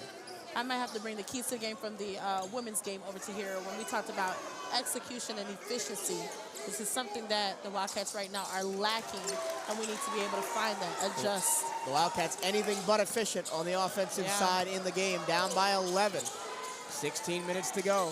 Sterling Young, who's had a little bit of a quiet night, their top scorer, drives baseline against Thomas, gets under the basket. Thomas fouls him. And sends Sterling Young to the free throw line for the second time tonight. He was 2 of 2 in his first trip, and that's the first media timeout of the second half. Nike is the official outfitter of the Bethune-Cookman Wildcats. Gear up on the newest BCU Nike gear at nike.com/Bethune-Cookman Wildcats. Looking at the conference standings coming into tonight, Southern 14-3 locks up the #1 seed. Jackson State already won. They finished 14-4. They'll have the #2 seed. Bethune-Cookman 12-5. They'll lock up the #3 seed because they have the they have the tiebreaker against both Alabama State and Texas Southern. Florida A&M 10-7, Alcorn State 10-7, Grambling 7-10, Alabama A&M 6-11, Prairie View 4-13, and then Pine Bluff 3-14, Valley 1-16. Those are the two that will miss the tournament. So the quarterfinals are looking like this right now. Southern against the play-in winner, Jackson State against the play-in winner, Bethune-Cookman, who would finish, if this score holds, at 12-6, would get either FAMU, Alcorn, Texas Southern, or Alabama State, depending on how that shakes out. Yeah, this game right now, even though our place is already confirmed in the SWAC playoffs, it still is just a test of how are we going to be able to perform in the SWAC playoffs. Yes, we don't want to get too comfortable. That's the last thing we want to do, because at the end of the day, when we go in, it's 0-0. How are we going to be able to maneuver? We have some new players. We have Ray on here, some fresh fans. We can't just turn off that momentum we've been having the entire game. It's not. And it's not going to feel good for the Wildcats to have to sit for an entire week, essentially. Yes, they don't play till Thursday, coming off a big loss like this. We don't want to be cold at all either. This is something that we have to continue to get fired, get on a higher, continue to get fired up, because if we sit for too long, plays are not being ran, it's the point. Bethune-Cookman 30, Florida A&M 41, and with Sterling Young going to the line, where he is a ridiculous free throw shooter, 82%, and has hit the most free throws on the team in the season at 111. And the tremendous turnaround for Florida A&M basketball, it's such a credit to what head coach Patrick Crary has done in just his first season at the helm. And before that, Crary had never been at a Division I school, only coaching experience at NAIA schools, Washington Adventist and St. Thomas. Yeah. But he's brought his modern offensive style to Florida A&M, and it has paid dividends. This is a Rattlers team that the last 3 years has not even made the SWAC tournament. And they're going to make it and get a first-round bye if things hold right now. Very proud of the achievements of how far the Wildcats have definitely came. 1 of 2. Ruzon attacks high off glass, and well, when you're snake bit, you're snake bit. That looks like an easy layup, and it just didn't go. Sterling Young all the way, coast to coast, got bumped, scored the basket anyway. 44-30. Not the same team who played earlier in the year. Willoughby hands Ruzon underneath. He got pushed in the back by Matthews, and he'll go to the line. And of course, the Rattlers are fine with that, because the Wildcats are not shooting very well from the free throw line. Keep fouling. That's just a Only 4 points in the second half for Bethune-Cookman. 1 of 4 from the floor in the second half. The Rattlers 3 of 7. And Daniel Ruzon going to the line, where he's been one time, was 2 of 2 his first time at the line.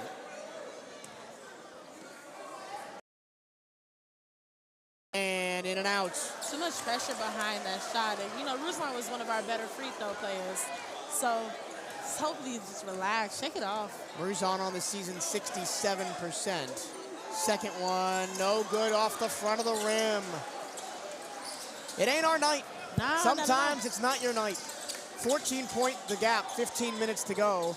And Milton Matthews looking to make it more than that.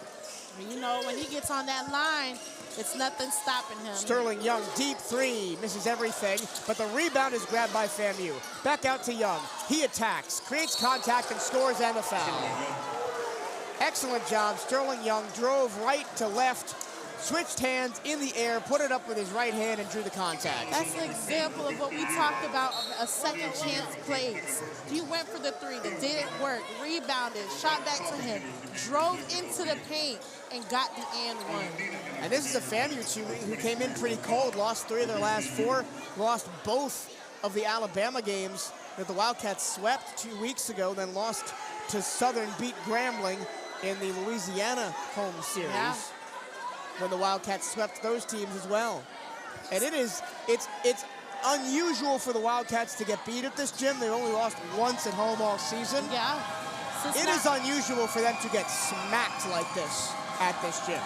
Sterling Young for the three-point play. It is up. It is no good. 15 minutes left in the game.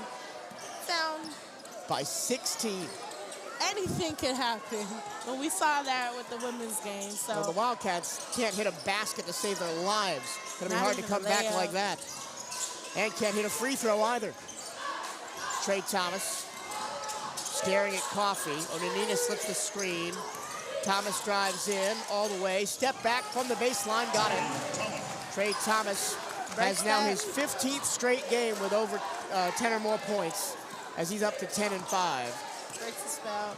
Now we have 14 minutes left. I wonder if Rayon is ever going to come back in the game, or was that just a test to see if he's ready for the playoffs that are coming up? Freeman played 6 minutes in the first half, has not seen the floor since. Yep.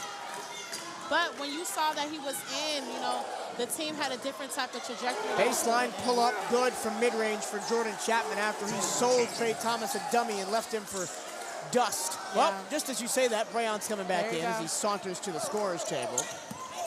Hopefully this will be able to change the trajectory of this game as well, too. Martin in his final home collegiate basketball game on senior night tonight. Down low, Onanina looking for the hook shot in the lane, missed it short. Nothing is falling. As he was guarded by Jameen Charles.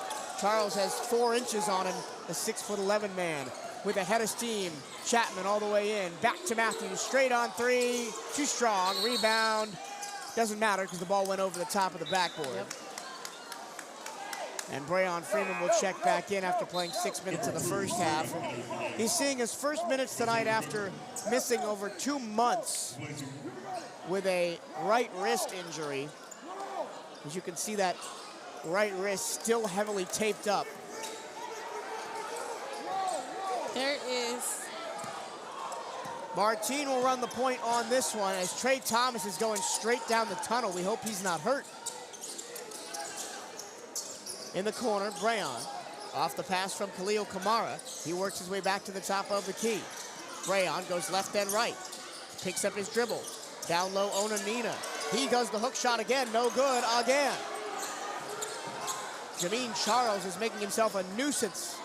The 6'11" forward out of Antigua and Barbuda. Matthews off a dribble handoff, attacks the left-hand side of the lane, layup, no good, rebound on Onanina. Coffee and Matthews is the duo that we, as playing on the team, is not what we want to see. Because they Brayon, left-hand corner, three, good. That was Khalil Kamara off the driving kick by Seneca Willoughby. 48-35, Florida A&M with the ball and the lead. First Wildcat points in over 2 minutes. First three-pointer since the first half for the Cats. Bottling up Onanina defensively. Now he goes at him offensively to the cutting Eatman, layup good.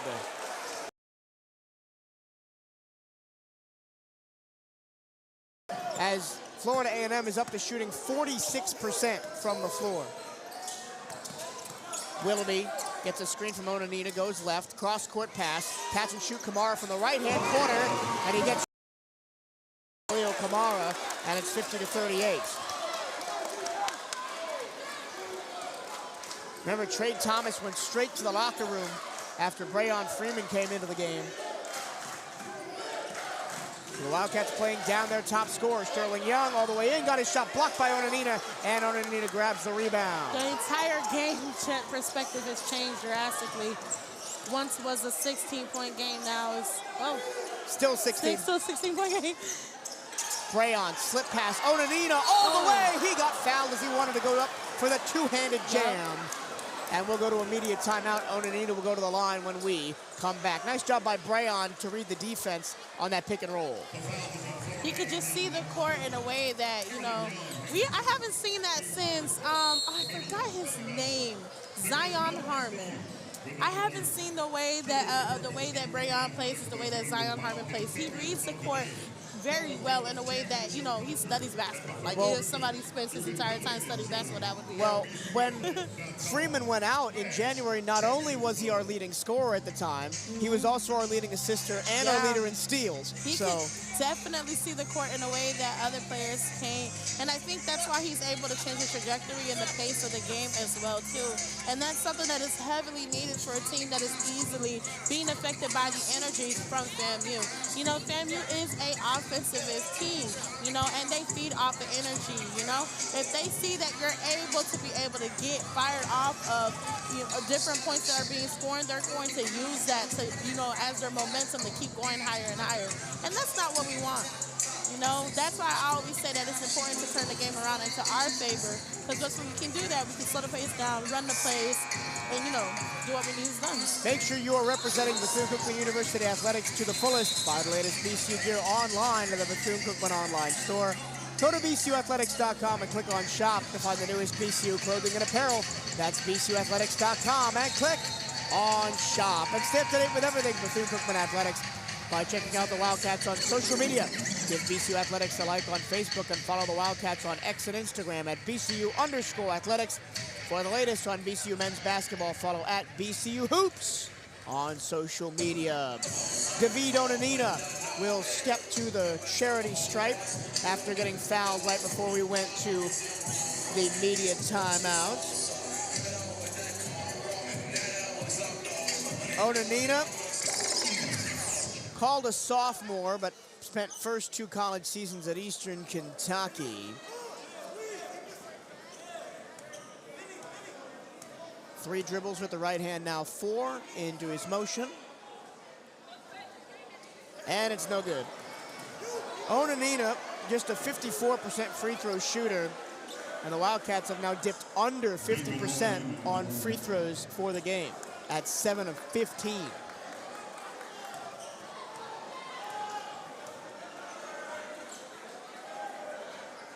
Long hold for Onanina. Now he shoots and he scores. And it's 50-39. Back to an 11-point game for the Wildcats. Couple of hot shooting as a whistle and a stoppage of play. Oh, shot clock didn't start. We're gonna have to fix that. It was at 27 and then went back. Then it went back. Khalil Kamar has hit 2 quick threes. He's up to 9. Quick check-in on points for the Wildcats. Thomas has 10. Kamara has 9. Ruzon 7. Martin 4, coming off of a game where he had a 10, 10, and 10 triple-double. Yep. Willoughby has 3, Freeman has 3, Ward has 2, Onanina has 1. Everybody who's checked in for the Wildcats has scored, but nobody's really taken the game by the horns. And with Trey Thomas back in the locker room, the main man who we've trusted to do that the last 2 months is not on the floor. Roderick Coffey controls for the Rattlers. Matthews back to Coffey with a head of steam into the lane, turns the ball over, ripped away by Seneca. Willoughby goes coast to coast, goes to the ground, no foul call. And it's FAMU ball, another missed opportunity for BCU. Matthews in transition, corner 3, in and out. And it's gonna be a defensive foul against Willoughby as he tried to get the rebound against the much taller Jadarius Eachman. It's on Onanina. Oh, it's on Onanina? Yes. He's saying, what did I do? I thought it was on Willoughby. Yeah. Something that I'm actually looking for right now, just so we can, clarify. That last play that was ran by Seneca, it could have been easily been stopped by. Matthews stops and pops and hits from the baseline.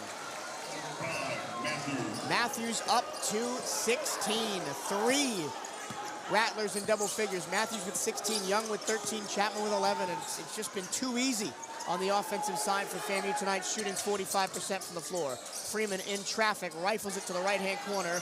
Here's Willoughby, off on the three. Kamara, the rebound, put back, no good. Tap back to the corner. Wildcats will still control it. Kamara, another corner three. Rattles down! 3 triples in a row for Khalil Kamara, and the lead is back to just 10. 10 minutes left and 16 seconds remain. Kamara up to 12 to lead the Wildcats. Crowd trying to get behind him. Matthews trying to respond with a three. Too strong rebound. Brayon as he boxed out Coffey. Brayon hands to Kamara. Another three. Good! Khalil Kamara, 4 straight threes, and the lead is down to 7. And he gets high fives and congratulations and chest bumps on his way back to the bench. Timeout, FAMU.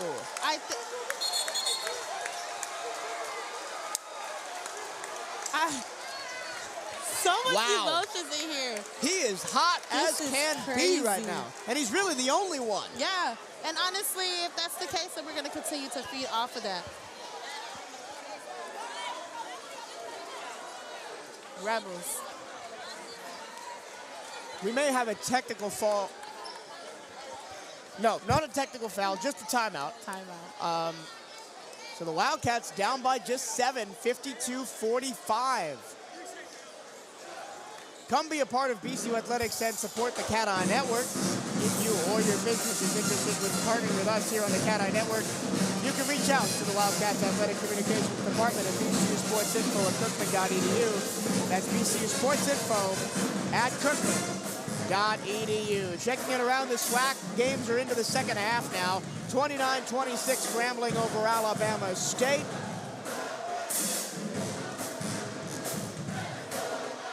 Still don't have For Prairie View. the Prairie View Texas Southern score. It's still showing the women's score on their live stats. 43-23, a 20-point lead at the half for Southern over Alabama A&M. I mean, they're the odds-on favorites to win the tournament, even though we sneaked out a win here over Southern with a late offensive rebound. I mean, I think on a neutral court, they're odds-on to beat anybody in this conference. Absolutely.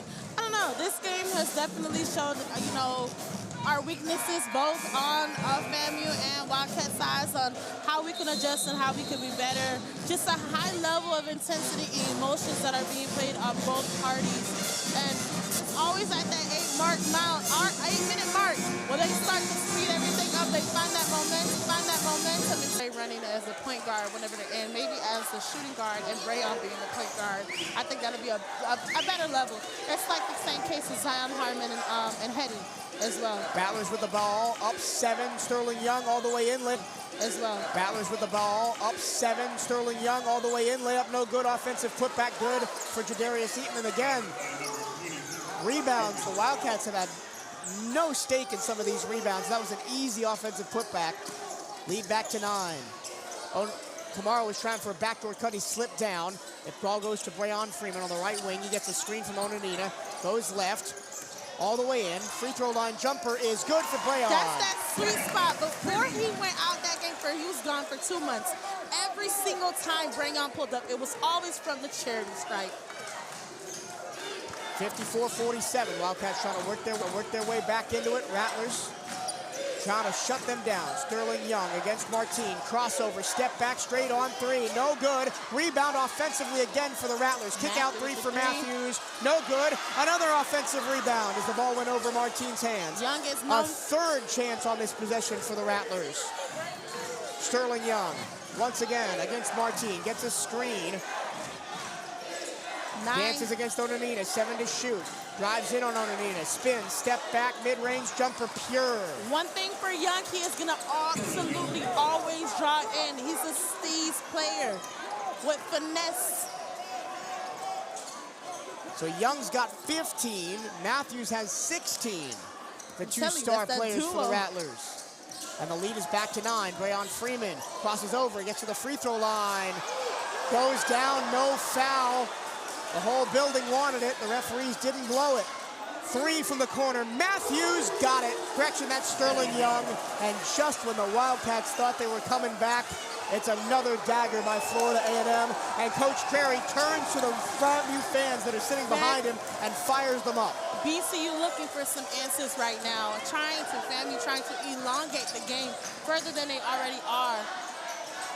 Trey Thomas is back from the locker room. He's going to check back into the game. Breon Freeman is going to go to the free throw line. He drove in. He got hit by Chapman.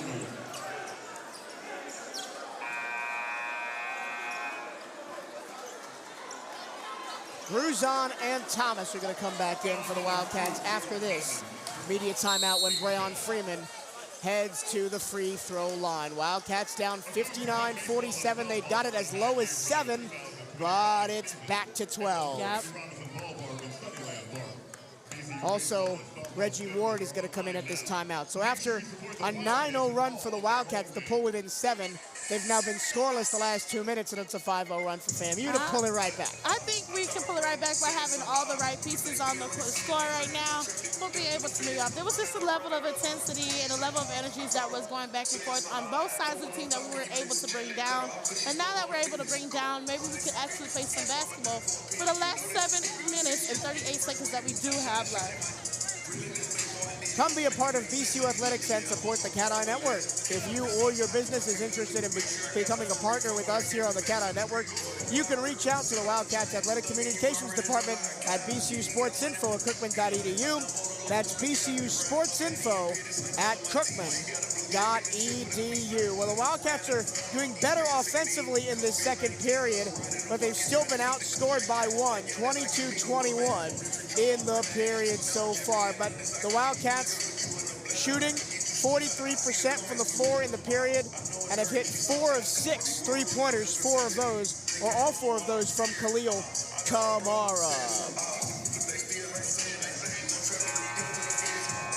I'm definitely excited to see how the Wildcats are going to be able to pull something out the bag. What is Coach Theus, drawing up?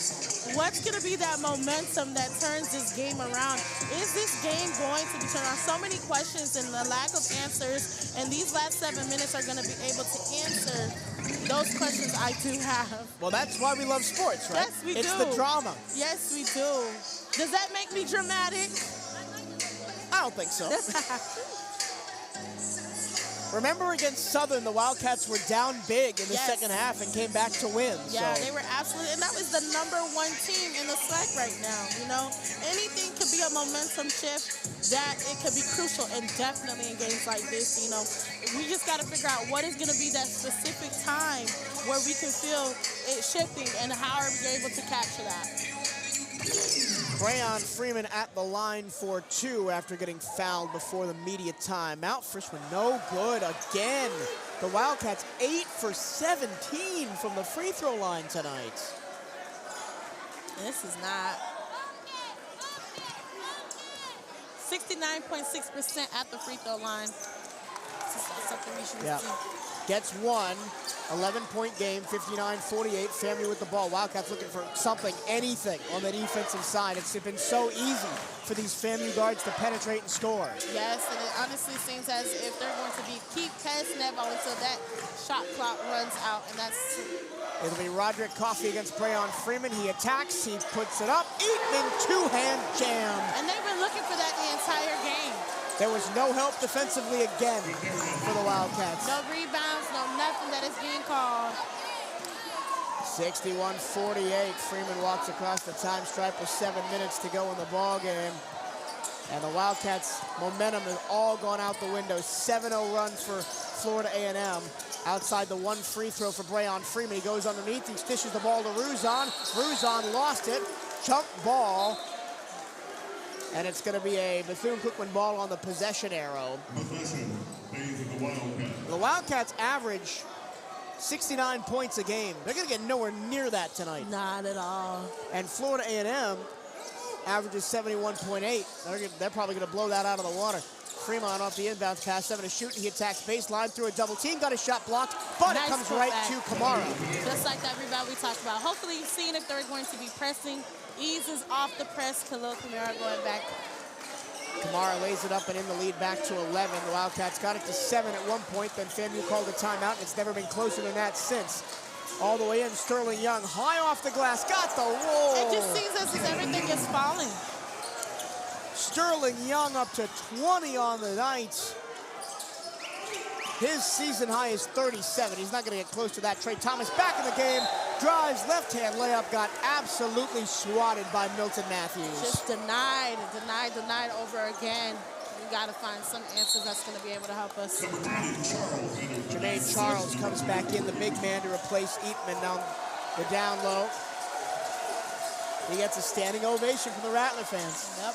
Brayon in the corner, hands to Reggie Ward off the inbounds pass, 15 to shoot. Ward attacks Coffee all the way in, lays it up, no good. Tip in good by Kamar. Khalil on fire tonight, being able to help us out.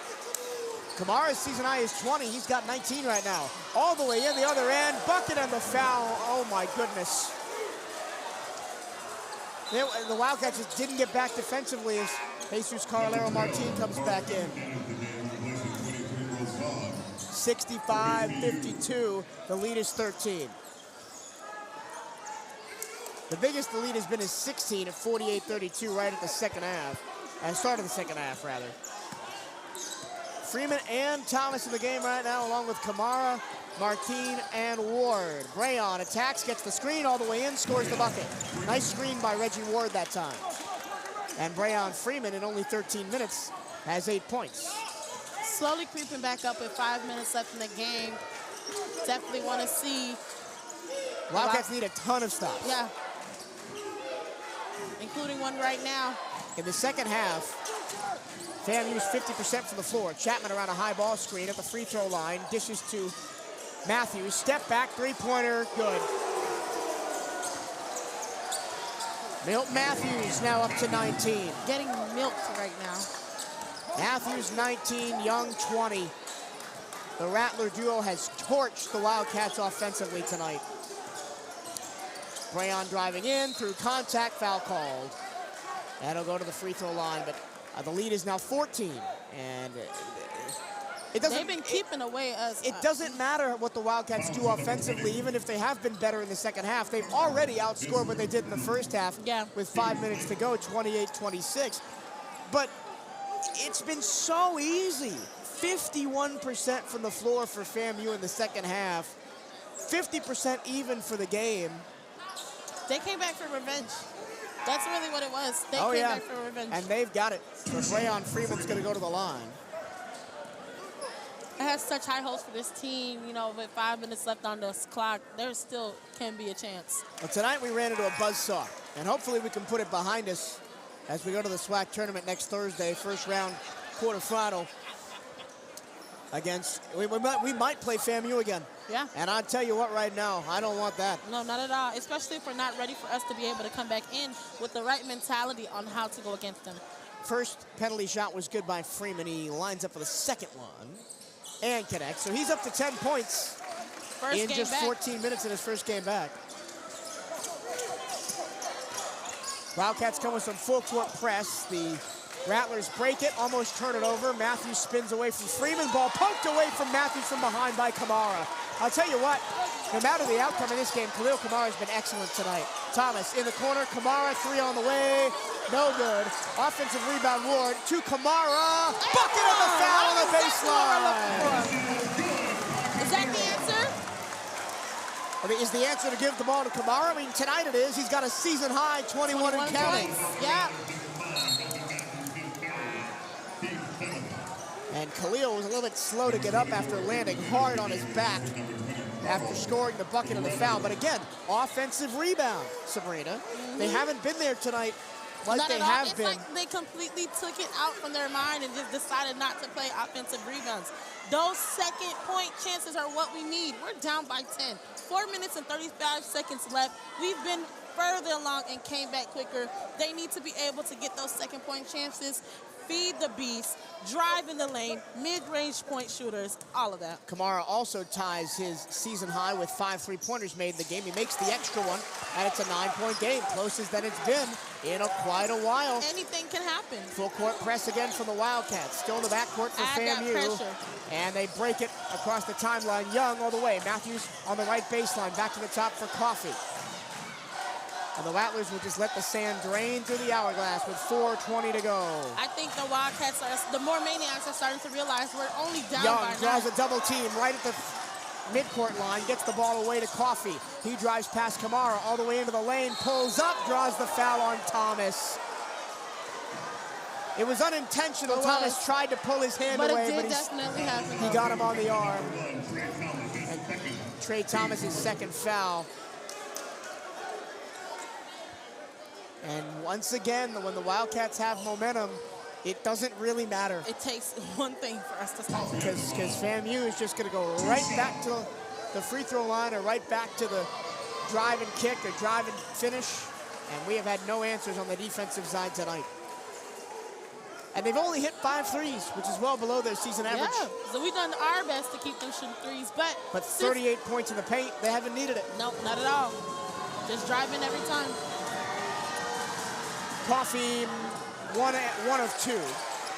10-point game, 59-69, 4 minutes left. Thomas will control. Across the time stripe, hands to Reggie Ward and gets it back. Now Breon Freeman. Attacking behind the back, all the way in, up and under, he's fouled. Every time, penetrate the paint. Every time. We'll go to the final media timeout. Breon Freeman will shoot free throws. Support the Wildcats like never before. Bethune-Cookman Athletics has partnered with Influxer to bring you officially licensed, co-branded NIL merchandise featuring your favorite players, names, and numbers. Proceeds from each purchase directly support Wildcat student athletes.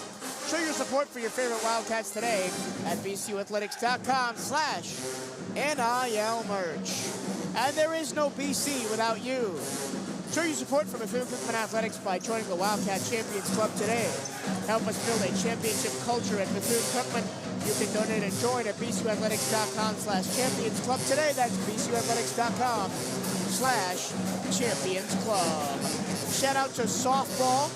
They got the win up at Jackson State 5-4 this afternoon. That's what we like to hear. I just love hearing when the baseball team and the softball team are coming up on top. They deserve so much love. Baseball team fell to FGCU, so they'll have a rubber match tomorrow after the Wildcats won on Friday night. Yep. But again, after starting 0-5, the Wildcats have really come alive on the baseball diamond. They're 500, 8-8 right now. Wow.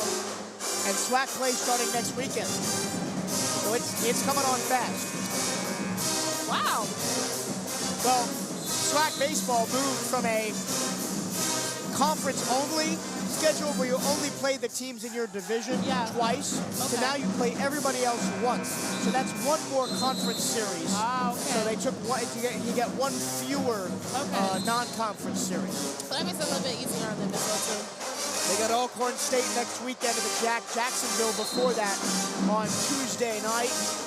We won't be here. We'll be in Atlanta supporting the basketball team. Living our dream. Will BCU go into the SWAC tournament on a high or a low? Currently, it looks like a real bad low as they're down by 10 with 3:49 to go. Eatman has 4 fouls. So if I was a player, I would be drawing into him every single time to get him out. Which is surprising that he's in the game right now instead of Jermaine Charles, because both of them have been very good defensively. Breon Freeman steps to the line after the media timeout. First one is good. Freeman, before he got hurt, was shooting the free throw at 69%. Freeman has bounced around to a couple of different places, 3 schools in 3 years. This is his 4th school in 4 years. George Washington near his hometown as he hits the second one. Then Rhode Island and last year Coastal Carolina, and he's been one of the top scorers everywhere he's been. Now, 61-69, 3:44 to go. Full court press from the Wildcats, broken in the front court. Matthews resets to Roderick Coffey. Coffee back to Matthews on a dribble weave action. Eatman up top, guarded by Martin. Hands back to Matthews. Martin switches on to him. He goes right by Martin into the corner. Coffee on the right baseline, and nobody there. Nobody there to contest the layup. And that's been happening every time down the floor, it seems like, tonight. 71-61, back to a 10-point lead. Wildcats can't get stopped, so they can't close. Reggie Ward dribbles out high. Ward pulls up from long two range and misses it badly. No passes on that possession for the Wildcats, and Khalil Kamar is going to limp off the floor, and that's sad because he's had such a good night. What a night for Khalil Kamar. 22 points, 5 of 9 from 3, and he collapses in front of the Wildcat bench as he was unable to put any weight on his right ankle. This has been the year of the injury bug for Bethune-Cookman as Daniel Ruzon comes in to replace him. I mean, you had two of the best players in the SWAC, Freeman and Reggie Ward, both miss multiple months of action with injury. I mean, Gianni Hunt out for the season. Yeah. The Wildcats were reduced to 7 players at times throughout the year. But to still be the number 3 seed in the SWAC and win a SWAC record 12 conference games is a testament to this team's fight. Missed 3, turnover, Freeman coast to coast, reverse layup is good. Timeout Wildcats, and it's back to an 8-point game, 71-63 with 2:39 to go. So really, if you're thinking about it, realistically, FAMU can't score again. 2:39 to go. The Wildcats need to basically hold them scoreless. Yes, exactly. 71-63, 2:39 to go in the regular season. The Wildcats looking for all the world like they're going to go out with a whimper against a streaky FAMU shooting team who has shot 50% from the floor tonight. And the defense, I don't think Coach Theus is going to mind me saying this. The defense has been bad tonight. Yes, it has been. And it's definitely has been better than the way that it has been working this entire season. We know what the team is capable of, and we just have not seen that tonight. 40 points in the paint for FAMU. Absolutely. Over how many we've made, and that's our strong suit, to be in the paint. If anything, being forced out to the three-point has been detrimental to us because it does not usually fall. Those long two-pointers, mid-rangers, and the paint, that's where our game is at, and they pushed us out of it. And most of those points in the paint have been easy. No help defense, easy layups on passes. A lot of offensive rebounds. Martin steals the inbounds pass and immediately gets fouled. Well, good job by Carolero Martin. He wants to go out with a bang on his senior night. He hasn't really been as he has been all year. And maybe that calf injury is coming back to bite him a little bit. Just 4 points, 3 rebounds, 2 assists. He'll go to the line as he immediately picked off the inbounds pass and started the act of shooting. Is it crazy for me to bring up the letter O? No. Okay. Well, I mean, yes, it is actually, but I don't. So now, know. That foul was on Milton Matthews. He's now got 4. Eatman's got 4 as Martin makes the first, 71-64. So, let's think. Theoretically, we get to 65. Missed the second one. Oh, never mind. I took my thing. And Martin rips the ball away from Eatman, but is called for the foul.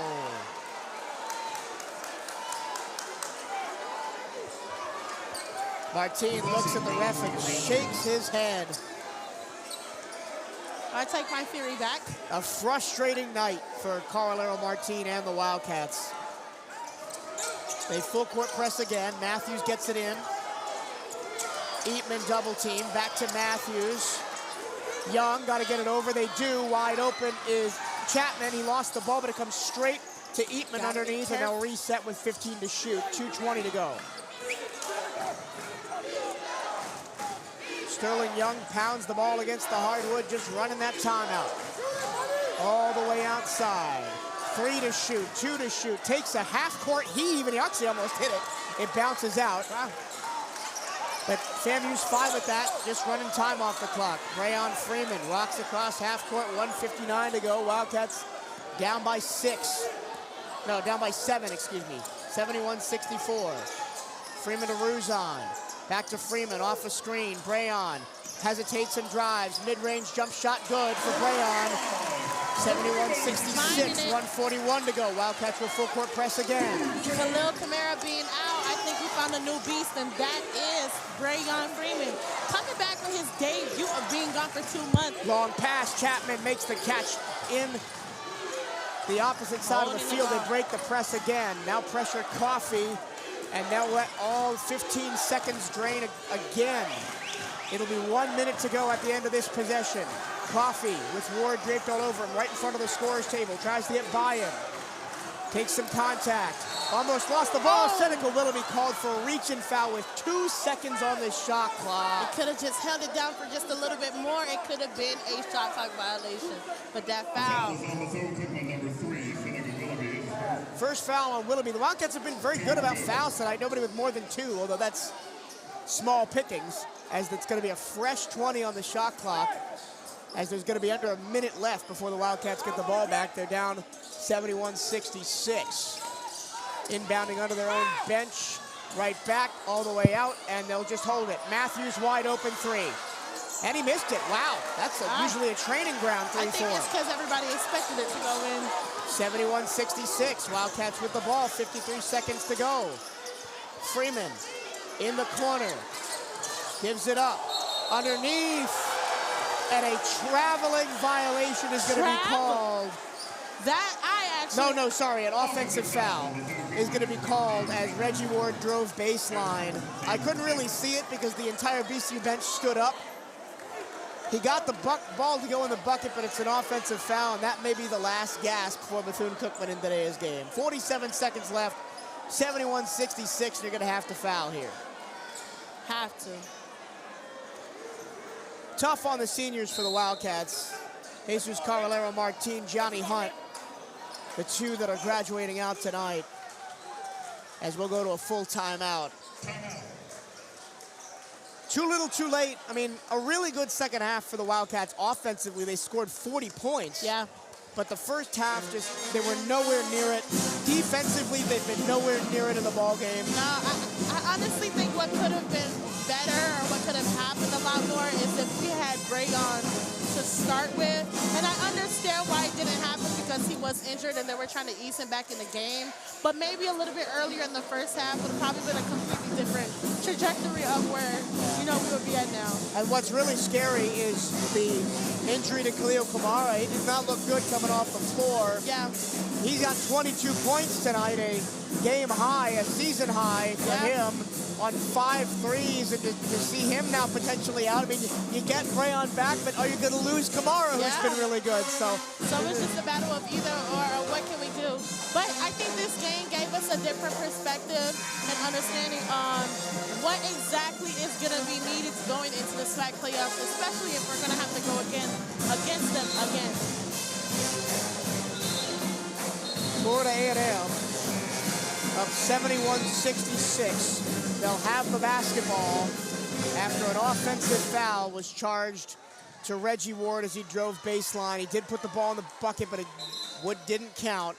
And now the Wildcats are going to have to really pressure this inbound, try and get a steal, and if not, they're going to have to start fouling. And fouling down 5 is not as good as fouling down 3. Still a 1-possession game, but Wildcats need a steal here. Milton, the trigger man, they get it in. They pressure Coffee in the backcourt. Coffee, double team, timeout called as he picked up his dribble.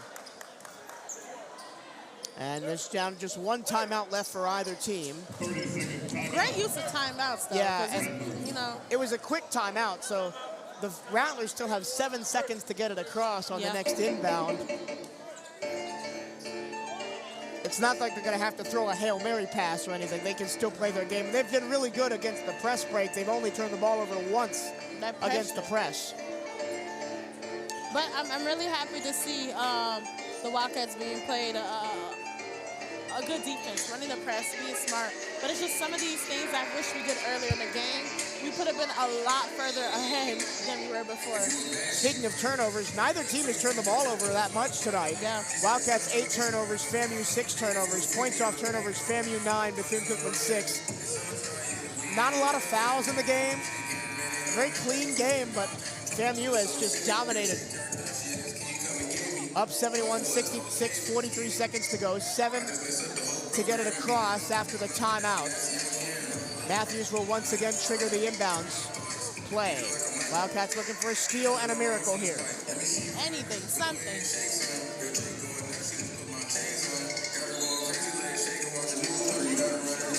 Here's the inbounds. Matthews looking, floats it up. Coffey makes the catch, spinning into a double team, gets it back to Matthews. He's double teamed hard and fouled. And it'll be a 1-and-1 for Florida A&M, and well, that might just about do it with 38 seconds left. The foul is on Bethune-Cookman, number 12. Both teams in the bonus. FAMU in the single bonus, Wildcats in the double bonus. Wildcats had a little 5-0 run going over the last 2:44, but it happened a little bit too late. Never happened. Usually, more maniacs, being a little bit liar, giving a little bit more out to the basketball team is something that they absolutely have been looking for. Credit to this crowd, though. They've, for the most part, stayed. First free throw good, yeah. 72-66. Last home game of the season. These fans, these students wanted to see a little bit more than what they got tonight, but you can never count out Wildcat pride here at Moore Gym. We're going to show out every single time. Every single time. So the Wildcats will split on the year with Bethune-Cookman. Second free throw good, 73-66, 38 seconds left. Freeman pulls up for a long three, no good. Rebound, Willoughby, he takes a straight on three, got it. 30 seconds left. 73-69, 4-point game with 30 seconds left. I don't know, is it crazy for me to bring back the letter O again? You know, 30 seconds, a lot can happen at this time, you know, you never know. Well, once again, we will be next on your airwaves on Tuesday.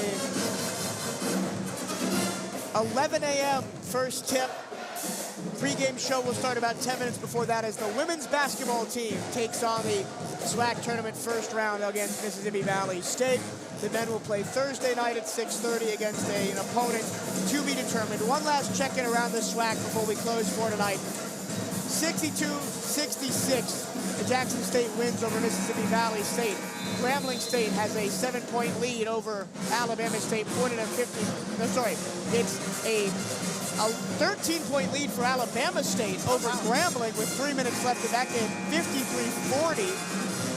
Still no score for Prairie View, Texas Southern. 60-48 Southern over Alabama A&M, and 52-54, Pine Bluff actually leads Alcorn State. Wildcats need another stop here. They full court press. In comes the pass. Martine gets the steal and then throws it out of bounds. Oh, but the Wildcats get the ball. Wildcat ball. The Rattlers were laying out of bounds when they were scrambling for the ball. Wildcats get bailed out. Down 4, 28 seconds left. They're going to bring Eatman back in, the Rattlers, who's got 4 fouls. 28 seconds left, down 4, 73-69. Willoughby with a baseline inbound coming up. Hopefully they kick it right back out to him and shoot a 3-point. You know, he's probably the best 3-point shooter on the floor right now. Yeah. A lot of stagnation right now. They get it into Brayon. Freeman attacks. Fade away mid-range. No good. Rebound. Ruzon. Put back good.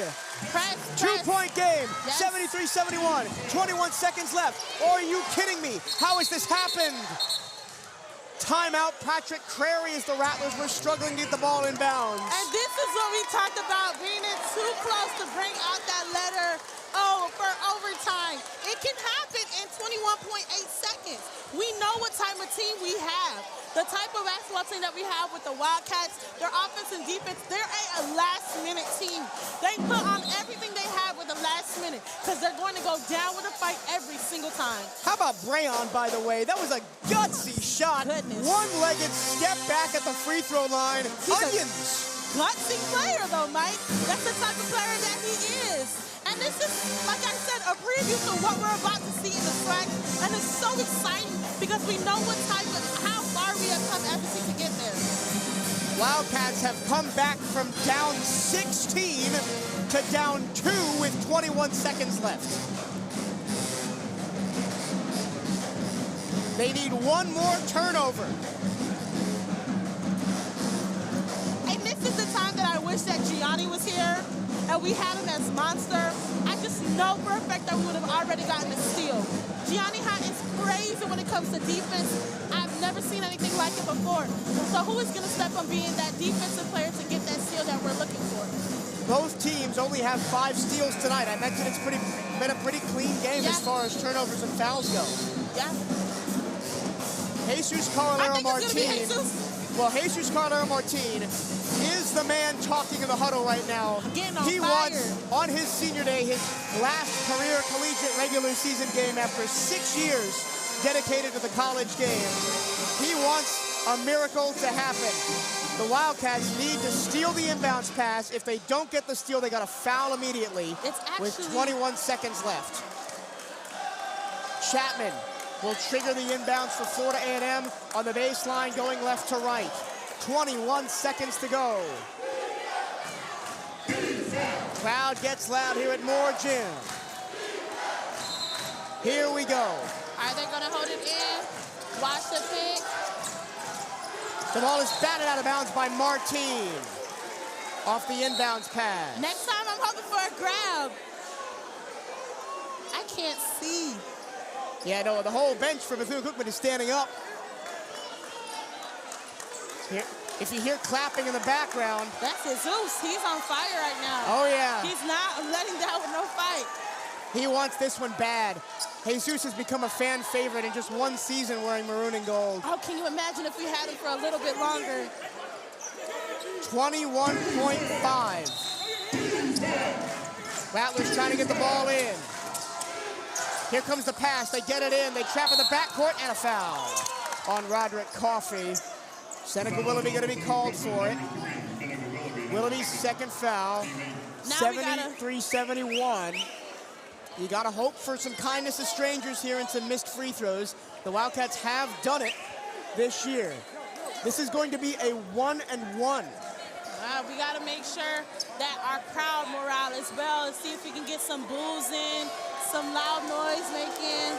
Coffey, the 84% free throw shooter. Shoots and scores. 3-point game, 71-74, 20 seconds left. Neither team has a timeout. So if he makes this, the Wildcats need a really quick bucket. Yep. Look for Brayon to go coast to coast and attack. And then another stop. Hopefully that'll be able to take us into, I don't know, anything can happen because this game has been such an up and down game all over. Coffey that. Looks to the heavens, dribbles the ball once, twice, and shoots. It's good. Front iron, back iron in. 4-point lead, 20 seconds to go. Wildcats need a real quick bucket. It's Reggie Ward. He spins on the baseline, goes all the way in, lost the ball. O'Neal tapped it out of bounds. It'll be Wildcat ball. 13 seconds to go. Need something quick off the inbounds here. I think we might have a review to see if Reggie Ward was out of bounds before the Rattlers tapped the ball away, and if he was, well, that might just be the end of the game. So the referees are huddling up. The Wildcats are down by 4, 13 seconds to go. As it stands now, they have a baseline in under the basket that they attack to listeners left. Patrick Crary is all the way on the other side of the floor begging the referees to review the call, which they will. It's going to be to see if Reggie Ward stepped out of bounds before he lost the ball. Coach Theus is not happy about it, so we got to wait some more. Drama. That's all it is. Drama. But really, the Wildcats have only themselves to blame. A terrific second half, but a first half where they only scored 26 points. Goodness. Only everything was flip-flopping. We had a great first half. This game would be completely different. So we will see whether the Wildcats will keep the ball or whether FAMU is going to get it with 13 seconds left and a 4-point lead. This is going to be the most critical review of the night. This changes everything, Mike. This changes the trajectory on how.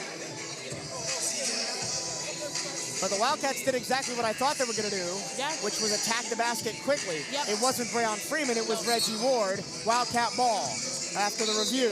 So it'll be 13 seconds to go. They got to get something quick here. It doesn't have to be a three. It doesn't. It just needs to be something up there. But it would be nice if it was. It would be nice if it was, because it changes the math. It does change the math a little bit. Wildcats down 4, 13 seconds to go. Willoughby to inbound the ball. Willoughby guts it in, free on, puts it up, no foul, foul called late. And it's gonna be a foul called late on the shot. It was tipped in off the miss by Martine, but it's gonna be not an and one, so it's gonna be Freeman going to the line. It's crazy to say that the Wildcats are still in the game, but what can you expect for somebody? And that's 5 on Milton Matthews, he's done. Oh. 5 on Matthews. Let's see who they replace him with. Matthews terrific tonight. 21 points. And he's at 6 of 19 from the field. 6 of 6 from the free throw line. And they're going to bring in some more size with Jameen Charles coming in. Props to Eatman, who's played about the last 10 minutes with 4 fouls and hasn't fouled out. Yeah, man, he was playing very smooth. But we need these last 2. Freeman at the line. Down 4, first one good. 12 seconds left. The Wildcats need another miracle steal or a quick foul. And you can't even try and force a backcourt violation because the clock will be under 10 seconds. Yep. 75-72. 75-73. The Wildcats will pressure. Press. That's all we need right now is press. Here comes the pass. The ball is tipped and stolen by Martine. He puts it up. No good. No foul. Wildcat ball on the baseline. That's Wildcat ball. And they're going to review it. Wildcat ball. My goodness. The fact that 8.5 seconds left in the game. I 100% thought that Martine got fouled there. He's pleading his case. It is Wildcat ball. Reggie Theus wants a foul. 75-73 with 8 seconds to go. Coach Theus is going after the referees. We're going back to the monitors to review who the ball came off of. Chaos has erupted here at Moore Gym, as it so often does the final minutes of these ball games. So much energy's on the court. The more maniacs. Wow.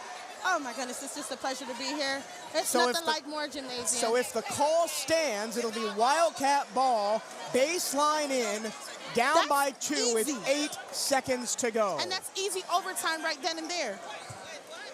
What do you want to see run here? I want to see Martine get the ball. Post, yes, post. It'll be Wildcat ball. Oh, Eaton is coming in with four fouls. Yeah, well, because they know they want to go to the post. Exactly. And Eatman's their best post defender. If he's coming in. Here we go. 8 seconds left. Wildcats down 2, 75-73. They've trailed in the second half by as much as 16. This would be a ridiculous comeback. Oh my gosh. I just honestly wouldn't know what to say at this point, because what more can you expect from our Wildcats? Here we go. Willoughby to this. inbound, under the basket. 8 seconds left. And it comes to Brayon. Brayon Freeman kicks it out. Martine for 3. Good! Good! Martine for 3. 3 seconds left. Up the floor goes Young. He's going to take the 3 for the win. It is no good! No good! No good! No good! The Wildcats win! The Wildcats win! The Wildcats win! Jesus Carlo Martine goes out with the most epic ending ever.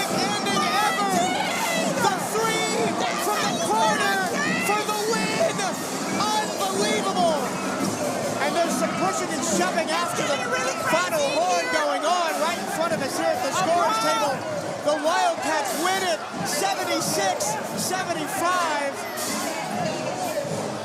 Pushing pushing and shoving and all sorts going on after the whistle.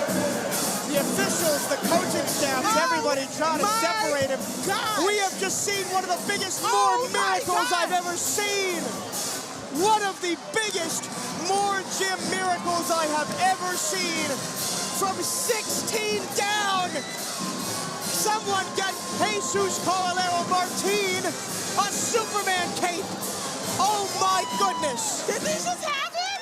The last game of the season. Holy mackerel. Oh my gosh. Jesus is on cloud nine right now. He's getting hugs from fans, players, everybody. As FAMU walks off the floor. Unbelievable. From 16 down in the second half. You guys, I just want everybody to know I am in heels right now, and I was just jumping up for air for joy. Me and Mike behind the scenes right here. The one time that we get to be on the court, we see an amazing game from two amazing games from both teams, men and women. What a game! We're gonna hear from head coach Reggie Theus in a moment. That was absolutely unbelievable. Roseanne. I think I'm just gonna let the band play the alma mater and just let my voice rest for a minute.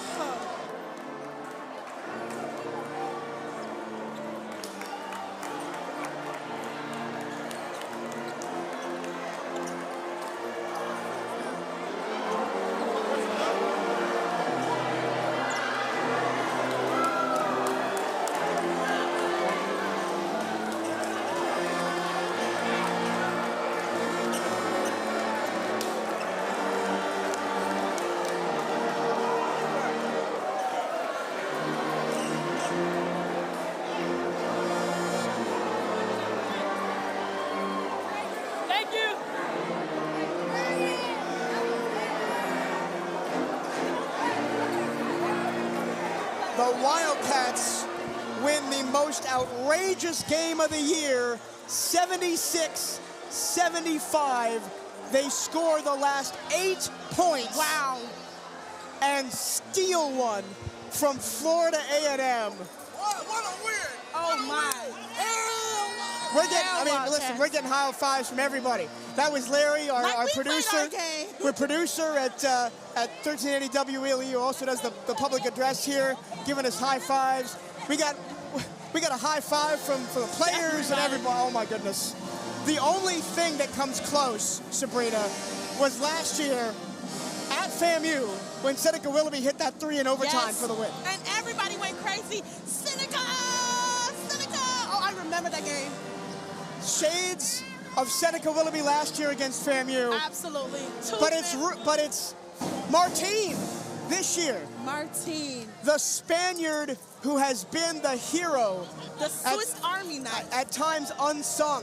He doesn't do it with offense. He does it with his blocks, his steals. Fundamental playing. Going into the SWAC playoffs with a new level of understanding on how they came back. The type of team that you're looking for. Once again, the Wildcats win 76-75. 13 conference wins for a team that was expected to do nothing. This is insane. At the start of the year, we talked about this team. It was the Island of Misfit Toys, right? The whole team that was so successful last year departs. Your top 4 scorers leave. Yes. Who's going to pick up the pieces? And the whole team. Then Brayon starts and he's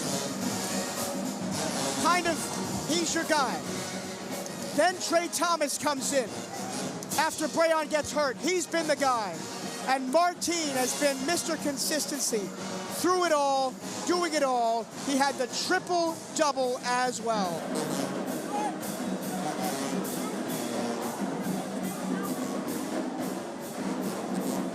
So we're going to try and get Coach Theus and Jesus Martin on the postgame show. Who knows if we're going to be successful with either. It's a madhouse at Moore Gym right now. Everybody on the court. The band going nuts.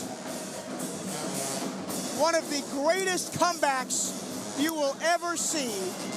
From 16 down in the second half, Jesus Carolero Martin drains the three from the corner off an inbounds pass steal and gives the Wildcats a 76-75 win. This was the game to end all games. We've now got Coach Theus here on the Wildcat postgame show. Well, I didn't think anything could top last year against Florida A&M when Seneca Willoughby hit that three in overtime to win it. This one might have topped it. Yeah, you know, when you think about where we were and where we had to come from, what a gutsy win for our team and our university. In rival games, anything can happen. And being down, we've been down that many times, probably 4 or 5 times in the season, and we've came back off of all of them. You know, if I got any help out of Trey Thomas, you know, it would have been a much bigger game and a much better game for us. But Jesus, he does so many things for us. Rebounds, block shots, moves the ball, and now he's a 3-and-D guy. Talk about Breon Freeman, right? He hasn't played for 2 months. He comes in, he gives you 18 points in 19 minutes, and you could tell when he was on the floor, the game looks completely different. He is a real threat. He can shoot the ball, and he's one of our best finishers at the rim. So when you think about what he brings on the floor, I told him before the game, Breon, your points will come. All you got to do is move the ball and play defense. When the time comes, what you do best is going to come up, and that's what happened for him. The defense was kind of all over the place tonight, especially in the paint. FAMU had 40 points in the paint, a lot of them easy. What was the message coming down the stretch when eventually you went on that big run to close them out? What I told our guys at halftime was this. In the first half, you played the game the way you want to play it. You didn't play the game the way I'm telling you to play it. We didn't get paint touches. We didn't get the ball inside. We played too much from the perimeter. 13 threes in the first half is not who we are. So when you think about what they had to do coming out in the second half, it's really play our game. This is not about anybody else we play. This is really about how we play and what we do best. And that's all that matters. What we did is we played defense. First of all, we got Trey out of the game. That's first. And secondly, play defense, and we moved the ball, which was indicative of getting Trey out of the game. But the job's not done, Coach. Nope. You got a couple days off, and then we go to the SWAC tournament. When you talk about what we did tonight is about playing against FAMU and in this rival. And they are a very good basketball team, and they are very well coached. I have a lot of respect for what they've accomplished this year. But, you know, that game is over. We got a couple of days to think about it. And right now, we don't know who we're going to play in the first round. So we just have to figure out, again, it doesn't matter who it is. We have to play the way we play. I'm just so happy that the guys came back, led by this man right here. And this man right here, you know, when he starts yelling at the players, I don't have to say anything. We're going to hear from Jesus in a moment. Thank you, Coach. Congratulations. All right, thank you. Once again, the Wildcats win it 76-75, a ridiculous comeback. They led for all of about 30 seconds in the entire game, and 3 of them were at the end thanks to the 3 by this man, Jesus Carolero Martin. Jesus, what was going through your mind right at the end there? Man, a lot of things, man. It was a tough game. We fought till the end, and I knew I could make that shot. I know I missed a couple of them at the beginning of the game, but I trust my work. I trust I can make it to that shot, and I appreciate Breon giving me the ball at the end of the game because I know he trusts me as much as I trust him. So, yeah. On senior day, your last regular season game and what's been a 6-year journey for you in college basketball, what are the emotions going through your head right now? Crazy, man. So many memories, so many teammates that I'm so thankful for. But yeah, this atmosphere, I haven't seen it in my senior night, I feel like, in all my 6 years. So I appreciate the fans, Wildcat Nation for sure, for showing up for us. So, yeah. Job's not done. You've got the SWAC tournament next week, but you got a couple days off. How important is that rest period for you guys? Truth, man. We still got to take care of our bodies. And, yeah, just stay with it. 3 more games. We know we can win this thing. We just got to execute the right plays, keep it to our game plan, and yeah, keep fighting through it. Thank you, Jesus. Congratulations on an Yes, sir. excellent Appreciate win. Once again, the Wildcats win at 76-75. Here are your final scoring totals. First for Florida A&M. Milton Matthews was excellent, 21 points on 6 of 19 shooting. Sterling Young was also really good, 20 points on 8 of 21 shooting, but Milton Matthews fouled out late in that game and took a major piece of the FAMU offense away in the last 2 minutes. Chapman had 11, Coffey had 9, Eatman had 6, O'Neal had 4, and Charles had 4. Only 7 guys touched the floor for Florida A&M tonight. For Bethune-Cookman, Khalil Kamara had a career-high 22 on 8 of 14 shooting and a tied for a season-high 5 threes, 3 rebounds, and 1 steal. Unfortunately, he did go out with an injury midway through that second half. Freeman hadn't played in 2 months, didn't matter. 18 points in 19 minutes, including 8 of 9 from the free throw line on a night in which the Wildcats struggled from the charity stripe. They went 17 of 27 overall. Trey Thomas got 10 points, but again, wasn't his best performance. 10 points, 5 rebounds. Ruzan, 9 points on 3 of 8 shooting. Carolero, 8 points, including the 3 at the end to win it with 3 seconds left. Willoughby, 6, also had 5 rebounds, 4 assists, and a steal. Good night for Willoughby. Ward had 2, and Onanina had 1. We'll bring in Sabrina one more time for her last word on this game before we get out of here. Sabrina, we've just seen maybe 2 of the craziest basketball games I've ever called in my time here at Bethune-Cookman. It's like, I don't know, job's not done, but at the end of the day, let's talk about a little bit about the men's basketball team here. Like, it just snuck up on us. You know what I mean? It just seems so far away to be able to reach to where we needed to be, and somehow, some way, we were able to connect everything together. The pieces were able to connect. But at the end of the day, job's not done. Slack playoffs in a couple of days. This is what we have to do.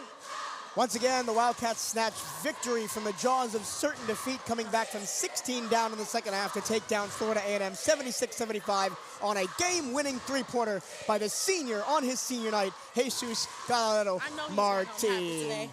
Well, that'll do it for a ridiculous evening of basketball here at Moore Gymnasium. Thank you for riding with us tonight and all season long here on the CatEye Network. Job's not done. We're headed to Atlanta next week. We'll have all the coverage of the SWAC men's and women's basketball tournament live from the Gateway Center in Atlanta starting Tuesday, 11 a.m.